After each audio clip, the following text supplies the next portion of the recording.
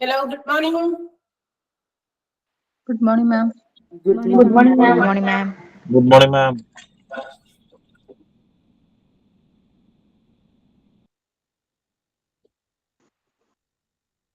Good morning, ma'am. Good morning.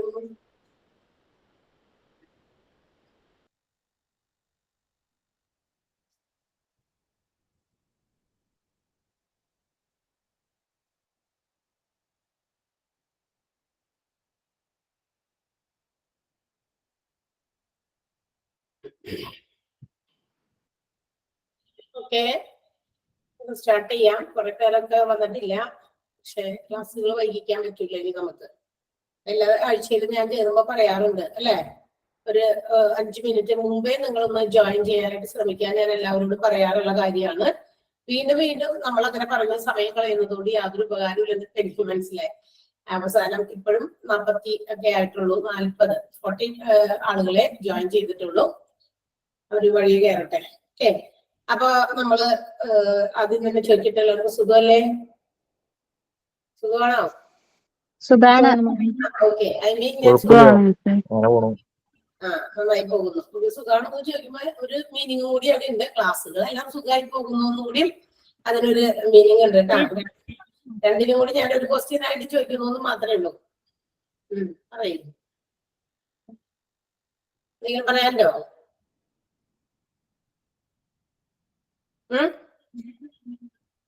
ഇല്ല,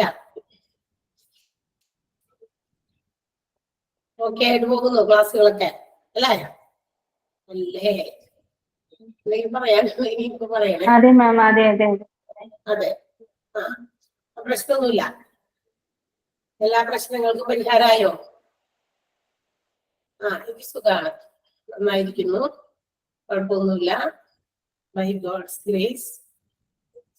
okay, ഒരു പ്രശ്നമൊന്നുമില്ലല്ലോ. അപ്പൊ നമ്മുടെ ക്ലാസ്സിലേക്ക് കടക്കുകയാണ്. നിങ്ങളുടെ കുറെ ഡൗട്ടുകളൊക്കെ നിങ്ങൾ പല കാര്യങ്ങളെ കുറിച്ചൊക്കെ ചോദിക്കുന്നതിനൊക്കെ ഒരുവിധമൊക്കെ ഞാൻ ക്ലിയർ ചെയ്ത് തരുന്നുണ്ട്. പിന്നെ ക്ലാസ്സുകളിൽ സംബന്ധിക്കുന്നതായാലും ക്ലിയർ ചെയ്യിപ്പിക്കാനായിട്ട് ശ്രമിക്കുന്നുണ്ട്. അതൊക്കെ മേക്കപ്പ് ചെയ്ത് എല്ലാവരും പോകുമെന്നാണ് തോന്നുന്നത്. അതായിരുന്നു എനിക്ക് ഇപ്പൊ വേറെ ആരും വളരെ പ്രശ്നമൊന്നും ഇല്ല എന്നാണ് പറയുന്നത്. സോ എന്തെങ്കിലും പറയണ്ടോ? ഇല്ലല്ലോ, ഇല്ലെങ്കിൽ ഞാൻ ക്ലാസ്സിലേക്ക് കിടക്കുകയാണ്. പിന്നെ ഇൻ ബിറ്റ്വീൻ ഇനി അതാണ് ഇതാണെന്നൊക്കെ ചോദിക്കരുത് കേട്ടോ. ഓക്കെ, നമ്മൾ കഴിഞ്ഞ ക്ലാസ്സിൽ എവിടെ വരെ പഠിച്ചു നിർത്തിയ ആദ്യം തന്നെ അത് ചോദിക്കട്ടെ. പിച്ചു എന്ന് പറയുന്ന ആരെങ്കിലും അവിടെ ഓപ്പൺ ആക്കിയിട്ടുണ്ട്? അത് പറയാമോ? എവിടെയാണ് നമ്മൾ പറഞ്ഞു നിർത്തിയത്? ഏത് ഡിപ്പാർട്ട്മെന്റ് വരെ പറഞ്ഞു? പിച്ചു ഉണ്ടോ? പിച്ചു പ്രൊനൗൺസ് ചെയ്യുന്നത് ശരിയല്ലേ? ഇല്ല. നിഖിൽ ഉണ്ടോ?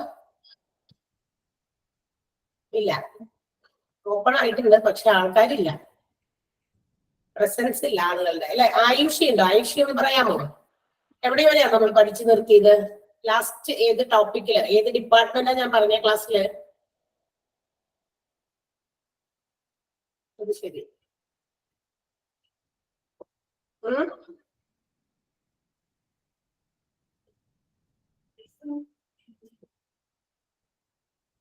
ഇല്ലാത്ത ആൾക്കാരാണോ നിങ്ങള്? കേൾക്കണില്ലേ ഞാൻ ചോദിക്കുന്നത്? ഓക്കെ, അപ്പൊ അത് കേൾക്കുന്നുണ്ട്. അപ്പൊ ഞാനിപ്പോ ചോദിക്കുന്നവര് വിളി കേൾക്കാത്തതാവാം അല്ലെ? ഓക്കെ, എന്തെങ്കിലും ആവട്ടെ, ഒരു കേൾക്കണ്ട. ആര്യ പറയാമോ എവിടെ വരെയാ നമ്മൾ പറഞ്ഞു നിർത്തിയ? കാർഡിയോളജി വരെയാണ് പറഞ്ഞത് മിസ്സേ. കാർഡിയോളജി എന്ന് പറയുന്ന ഒരു ടോപ്പിക്, മെഡിക്കൽ ഡിപ്പാർട്ട്മെന്റിൽ കാർഡിയോളജി വരെ. ഓക്കെ, മെഡിക്കൽ ഡിപ്പാർട്ട്മെന്റിലെ ഈ കാർഡിയോളജി വരെയാണ് ഞാൻ പറഞ്ഞു നിർത്തിയതെന്നാണ് ആര്യ പറഞ്ഞത്. Is she right? ആര്യ പറഞ്ഞത് ശരിയാണോ? അശ്വതി, ആര്യ പറഞ്ഞത് ശരിയാണോ? ശരിയാണ്. ആയുഷി ഇല്ല, സോറി, നേരത്തെ വിളി കേട്ടില്ല. ഗീതു അവിടെ വരെയാണോ? കുറച്ചധികം പേരോട് ചോദിക്കുന്നതിന്റെ കാര്യം എന്റെ ഓക്കെ അവിടെ വരെയാണെന്നാണ്. ഇനി ആരെങ്കിലും മാറ്റി പറയുന്നുണ്ടോ എന്ന് അറിയാൻ വേണ്ടിട്ട് ചോദിക്കുന്നു. ഒരാൾ മാറ്റി പറഞ്ഞുകൂടെ ഇപ്പൊ തന്നെ? ഗ്യാസ്ട്രോഎൻട്രോളജി വരെ എടുത്തു എന്ന് പറയുന്നുണ്ട്. ഐ മീൻ എനിക്ക് തോന്നുന്നു ഗ്യാസ്ട്രോഎൻട്രോളജിയുടെ ടോപ്പിക് ആണോ എടുത്തത്, അല്ലെങ്കിൽ ഈ ബോക്സിനകത്തുള്ളതാണോ എടുത്തതെന്നാണോ ആൾ വിചാരിച്ചതെന്ന് എനിക്കറിയില്ല. ഓക്കെ, അപ്പോ നമ്മൾ ഇവിടെ വരെ എത്തിയിട്ടുണ്ട്. കാർഡിയോളജി എന്ന് പറയുന്ന ഡിപ്പാർട്ട്മെന്റ് എന്താണെന്ന് നമ്മൾ ക്ലാസ്സിൽ എക്സ്പ്ലെയിൻ ചെയ്ത് കഴിഞ്ഞിരുന്നു. ഉദ്ദേശിച്ചത് ഇവിടെയാണെന്ന് എനിക്ക് തോന്നുന്നു. ഗ്യാസ്ട്രോഎൻട്രോളജിയുടെ ഈ ഒരു ടോപ്പിക്, അതായത് ആ ബോക്സിനകത്ത് കിടക്കുന്നതാണോ ഉദ്ദേശിച്ചതെന്ന് എനിക്കറിയില്ല. ഒരാൾ അങ്ങനെയാണ് മറുപടി പറഞ്ഞത്. ഗ്യാസ്ട്രോഎൻട്രോളജിയുടെ അല്ലെങ്കിൽ ഡിപ്പാർട്ട്മെന്റ് വൈസ് ഉള്ളത് പറഞ്ഞിട്ടുമില്ല. അപ്പൊ ആരാണ് അത് അങ്ങനെ പറഞ്ഞത്? ക്ലാസ് കിട്ടാനിട്ടാണോ, അല്ലെങ്കിൽ ക്ലാസ് റെക്കോർഡഡ് ക്ലാസ് കയറി കാണുന്നവരാണോ, ലൈവിന് ഇന്നാണോ കയറി? അങ്ങനെയൊക്കെ ഒരു സംശയം എനിക്കുണ്ട്. ഏതാണ് പറഞ്ഞതെന്ന് എനിക്കറിയില്ല. അത് പറഞ്ഞ ആൾക്ക് മാത്രമേ അറിയുള്ളൂ. കാർഡിയോളജി എന്ന് പറയുന്ന ഡിപ്പാർട്ട്മെന്റ് ആണ് കഴിഞ്ഞ ക്ലാസ്സിൽ നമ്മൾ എടുത്ത് അവസാനിപ്പിച്ച് നിർത്തിയത്. കാർഡിയോളജിയുടെ നോട്ട് എഴുതിയോ? ഇനി ആ ചോദ്യം ചോദിച്ചിട്ട് നമുക്ക് ക്ലാസ്സിലേക്ക് കിടക്കാം. കാർഡിയോളജിയിൽ കുറച്ച് കാര്യങ്ങളൊക്കെ ഞാൻ എഴുതാനുണ്ടെന്ന് പറഞ്ഞു. അതില് ഒന്ന് coronary artery coronary artery disease, CAD, അതിന്റെ ഒരു ഷോർട്ട് ഫോം എഴുതി. പിന്നെ ഞാൻ ചോദിക്കുന്നത് എഴുതിയിട്ടുണ്ടോ നോക്കുക. ഐ തിങ്ക് ഏതോ ഒരെണ്ണം മിസ് ചെയ്തിട്ടുണ്ട്. പിന്നെ എഴുതിയത് ആൻജൈന എന്ന് പറയുന്ന ഒരു CADയുടെ ഒരു എക്സാമ്പിൾ, അതിന്റെ എഴുതിയോ? എക്സ്പ്ലനേഷൻ. ഓക്കെ. പിന്നെ കൊറോണറി ആർട്ടറി ബൈപ്പാസ് ഗ്രാഫ്റ്റിംഗ് എന്ന് പറയുന്ന CABG എഴുതിയോ? ഓക്കെ. പേസ് മേക്കർ ഇംപ്ലാന്റേഷൻ അത് എഴുതിയോ? പേസ് മേക്കർ എഴുതിയോ? അത് എഴുതിയിട്ടില്ല. ഇല്ലാന്നല്ലേ? എഴുതിയിട്ടില്ല. യെസ്. അപ്പൊ എനിക്ക് തോന്നി അവിടെ ഏതോ ഒരെണ്ണം ഇട്ടിട്ടുണ്ടെന്ന് എനിക്ക് ഓർമ്മയുണ്ടായിരുന്നു. ഏതാണെന്ന് മാത്രം ഒന്ന് കൺഫേം ചെയ്യാനാണ് ചോദിച്ചത്. എനിക്ക് ബുദ്ധി ഓർമ്മയുണ്ട്. ഓക്കെ, നമ്മളപ്പോ പേസ് മേക്കർ കൂടി എഴുതിയിട്ട് അടുത്ത ഡിപ്പാർട്ട്മെന്റിലേക്ക് പോകാട്ടോ. വേഗം. പേസ് മേക്കർ എന്താണെന്ന് ഞാൻ പറഞ്ഞു തന്നിരുന്നു. എന്താണ് പേസ് മേക്കർ? നമ്മുടെ സ്കിന്നിന്റെ അടിയിൽ പ്ലേസ് ചെയ്യുന്ന നമ്മുടെ ഹാർട്ട് ബീറ്റിനെ പേസ് ചെയ്ത് കറക്റ്റ് ലെവലിലേക്ക്, കറക്റ്റ് ബീറ്റിംഗ് നമ്പറിലേക്ക് കൊണ്ടുവരാൻ ഉപയോഗിക്കുന്ന ഒരു ചെറിയ ബാറ്ററിയിൽ ഓപ്പറേറ്റ് ചെയ്യപ്പെടുന്ന ഒരു ചെറിയ ഇൻസ്ട്രുമെന്റ് ആണ് എന്ന് നമ്മൾ പറഞ്ഞു. അപ്പൊ നമ്മുടെ ഹാർട്ട് ബീറ്റ് ഭയങ്കരമായിട്ട് ഡൗൺ ആയിട്ട് പോകുമ്പോൾ, ഭയങ്കര ലോ ആയി പോകുമ്പോൾ അത് കറക്റ്റ് പേസിലേക്ക്, ആ നമ്പർ കറക്റ്റ് ചെയ്യിപ്പിക്കാൻ വേണ്ടി ഒരു ഇൻഫോർമേഷൻ ഈ ഒരു ഇൻസ്ട്രുമെന്റ് പാസ് ചെയ്യും. അപ്പൊ നമ്മുടെ ഹാർട്ട് ബീറ്റ് വീണ്ടും നോർമൽ ലെവലിലേക്ക് ബീറ്റ് ചെയ്യാൻ തുടങ്ങും. അങ്ങനെയുള്ള ആ ഒരു പേസ് കറക്റ്റ് ലെവലിൽ പേസ് ചെയ്യിപ്പിക്കാൻ വേണ്ടി ഉള്ള ഒരു ചെറിയ ഉപകരണത്തെയാണ് നമ്മൾ പേസ് മേക്കർ എന്ന് വിളിക്കാം. അത് നമ്മുടെ സ്കിന്നിന്റെ അടിയിൽ, ഈ തൊണ്ടയുടെ താഴെയുള്ള സ്കിന്നിന്റെ അടിയിൽ എന്താണ് അത് ഓപ്പൺ ചെയ്തിട്ട് അവിടെയാണ് അത് ഫിക്സ് ചെയ്ത് വെക്കുക. ചില ആളുകളിൽ അങ്ങനെ ഉണ്ടാവാറുണ്ട്. അപ്പൊ അത്തരം ആ ഒരു രീതിയിലൊക്കെ ഹാർട്ട് ബീറ്റിലൊക്കെ ഭയങ്കര ലോ ആയി പോകുമ്പോ പല കാര്യങ്ങളും സംഭവിക്കും. അതുകൊണ്ട് തന്നെ അത് ഒന്ന് കറക്റ്റ് ചെയ്യാൻ വേണ്ടിയിട്ടുള്ള ഒരു ചെറിയ ഇൻസ്ട്രുമെന്റ് ആണ്. അത് പ്ലേസ് ചെയ്ത് പേസ് മേക്കർ ഇംപ്ലാന്റ് ചെയ്യുന്ന കാര്യങ്ങൾ കൂടി നമ്മുടെ കാർഡിയോളജി ഡിപ്പാർട്ട്മെന്റിൽ ഉണ്ടാകാറുണ്ട്. ഓക്കെ, അപ്പൊ അതിന്റെ നോട്ട് അങ്ങനെ എഴുതാം. അതിനു മുമ്പ് ഞാനിതൊന്ന് ഓഫ് ചെയ്യണേ, കാരണം ഇനിയിപ്പൊ സൗണ്ട് ബ്രേക്ക് ചെയ്ത് പോയ നോട്ട് ഞാൻ ഒരെണ്ണം തന്നെ 10 പ്രാവശ്യം പറയേണ്ടി വരും. സോ നമ്മളതൊന്ന് മ്യൂട്ട് ചെയ്തേക്കാണ്. അപ്പൊ എഴുതിക്കോ, പേസ് മേക്കർ എന്ന് എഴുതാം.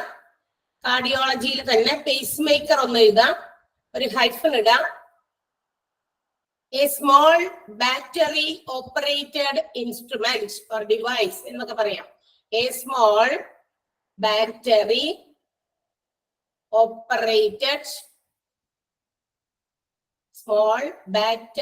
operated device which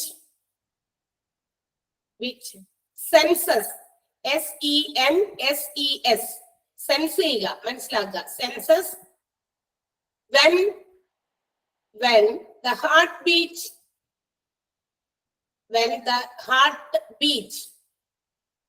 is going too slow. When the heartbeat is going too slow. TOO ആണ്, TWO അല്ല ട്ടാ. TOO, too slow. Full stop. This device send signal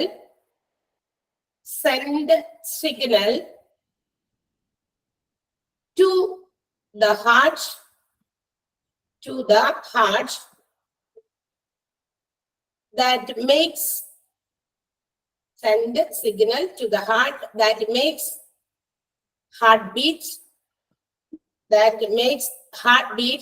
at the correct pace.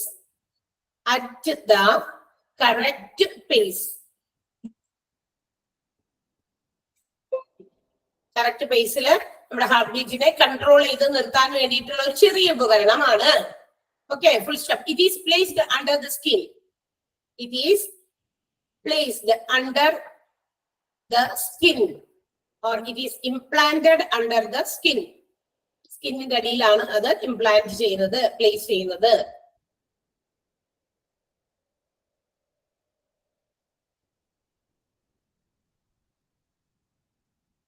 Okay, എഴുതിയുണ്ടാവുമല്ലോ അല്ലെ എല്ലാവരും?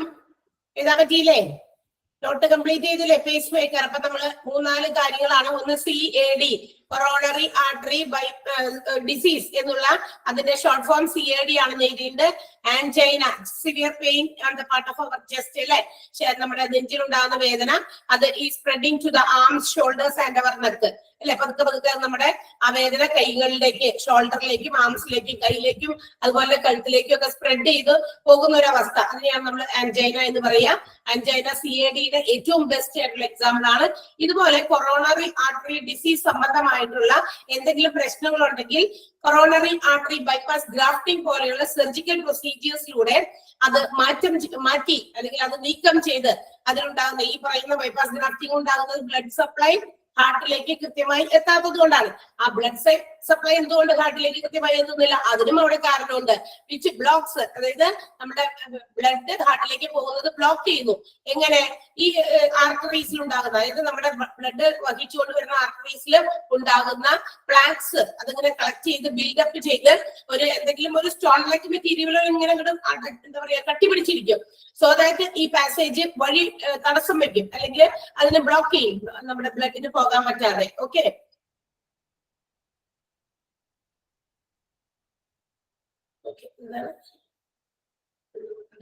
Okay, complete വായിച്ചില്ല. പെട്ടെന്ന് notes എഴുതാൻ പറ്റിയില്ലെന്നോ? എന്തേ കാരണം? ഇപ്പൊ തന്നെ നോട്ട് എഴുതാൻ പറ്റിയില്ലെന്നാണോ പറഞ്ഞേ? ഇപ്പൊ പറഞ്ഞ നോട്ട് എഴുതാൻ പറ്റിയില്ലെന്നാണോ പറഞ്ഞത്? ആരോ എവിടെ എന്ത് മെസ്സേജ് കമന്റ് ചെയ്തിരുന്നു? നോട്ട് അതിന് ക്ലാസ് കഴിയുമ്പോ ആരോടെങ്കിലും ഒന്ന് ചോദിച്ചാൽ മതി, അവര് ഡിക്റ്റേറ്റ് ചെയ്ത് തരും കേട്ടോ, അല്ലെങ്കിൽ അവര് ടൈപ്പ് ചെയ്ത് തരും. അപ്പൊ അന്നേരം എഴുതിക്കോ.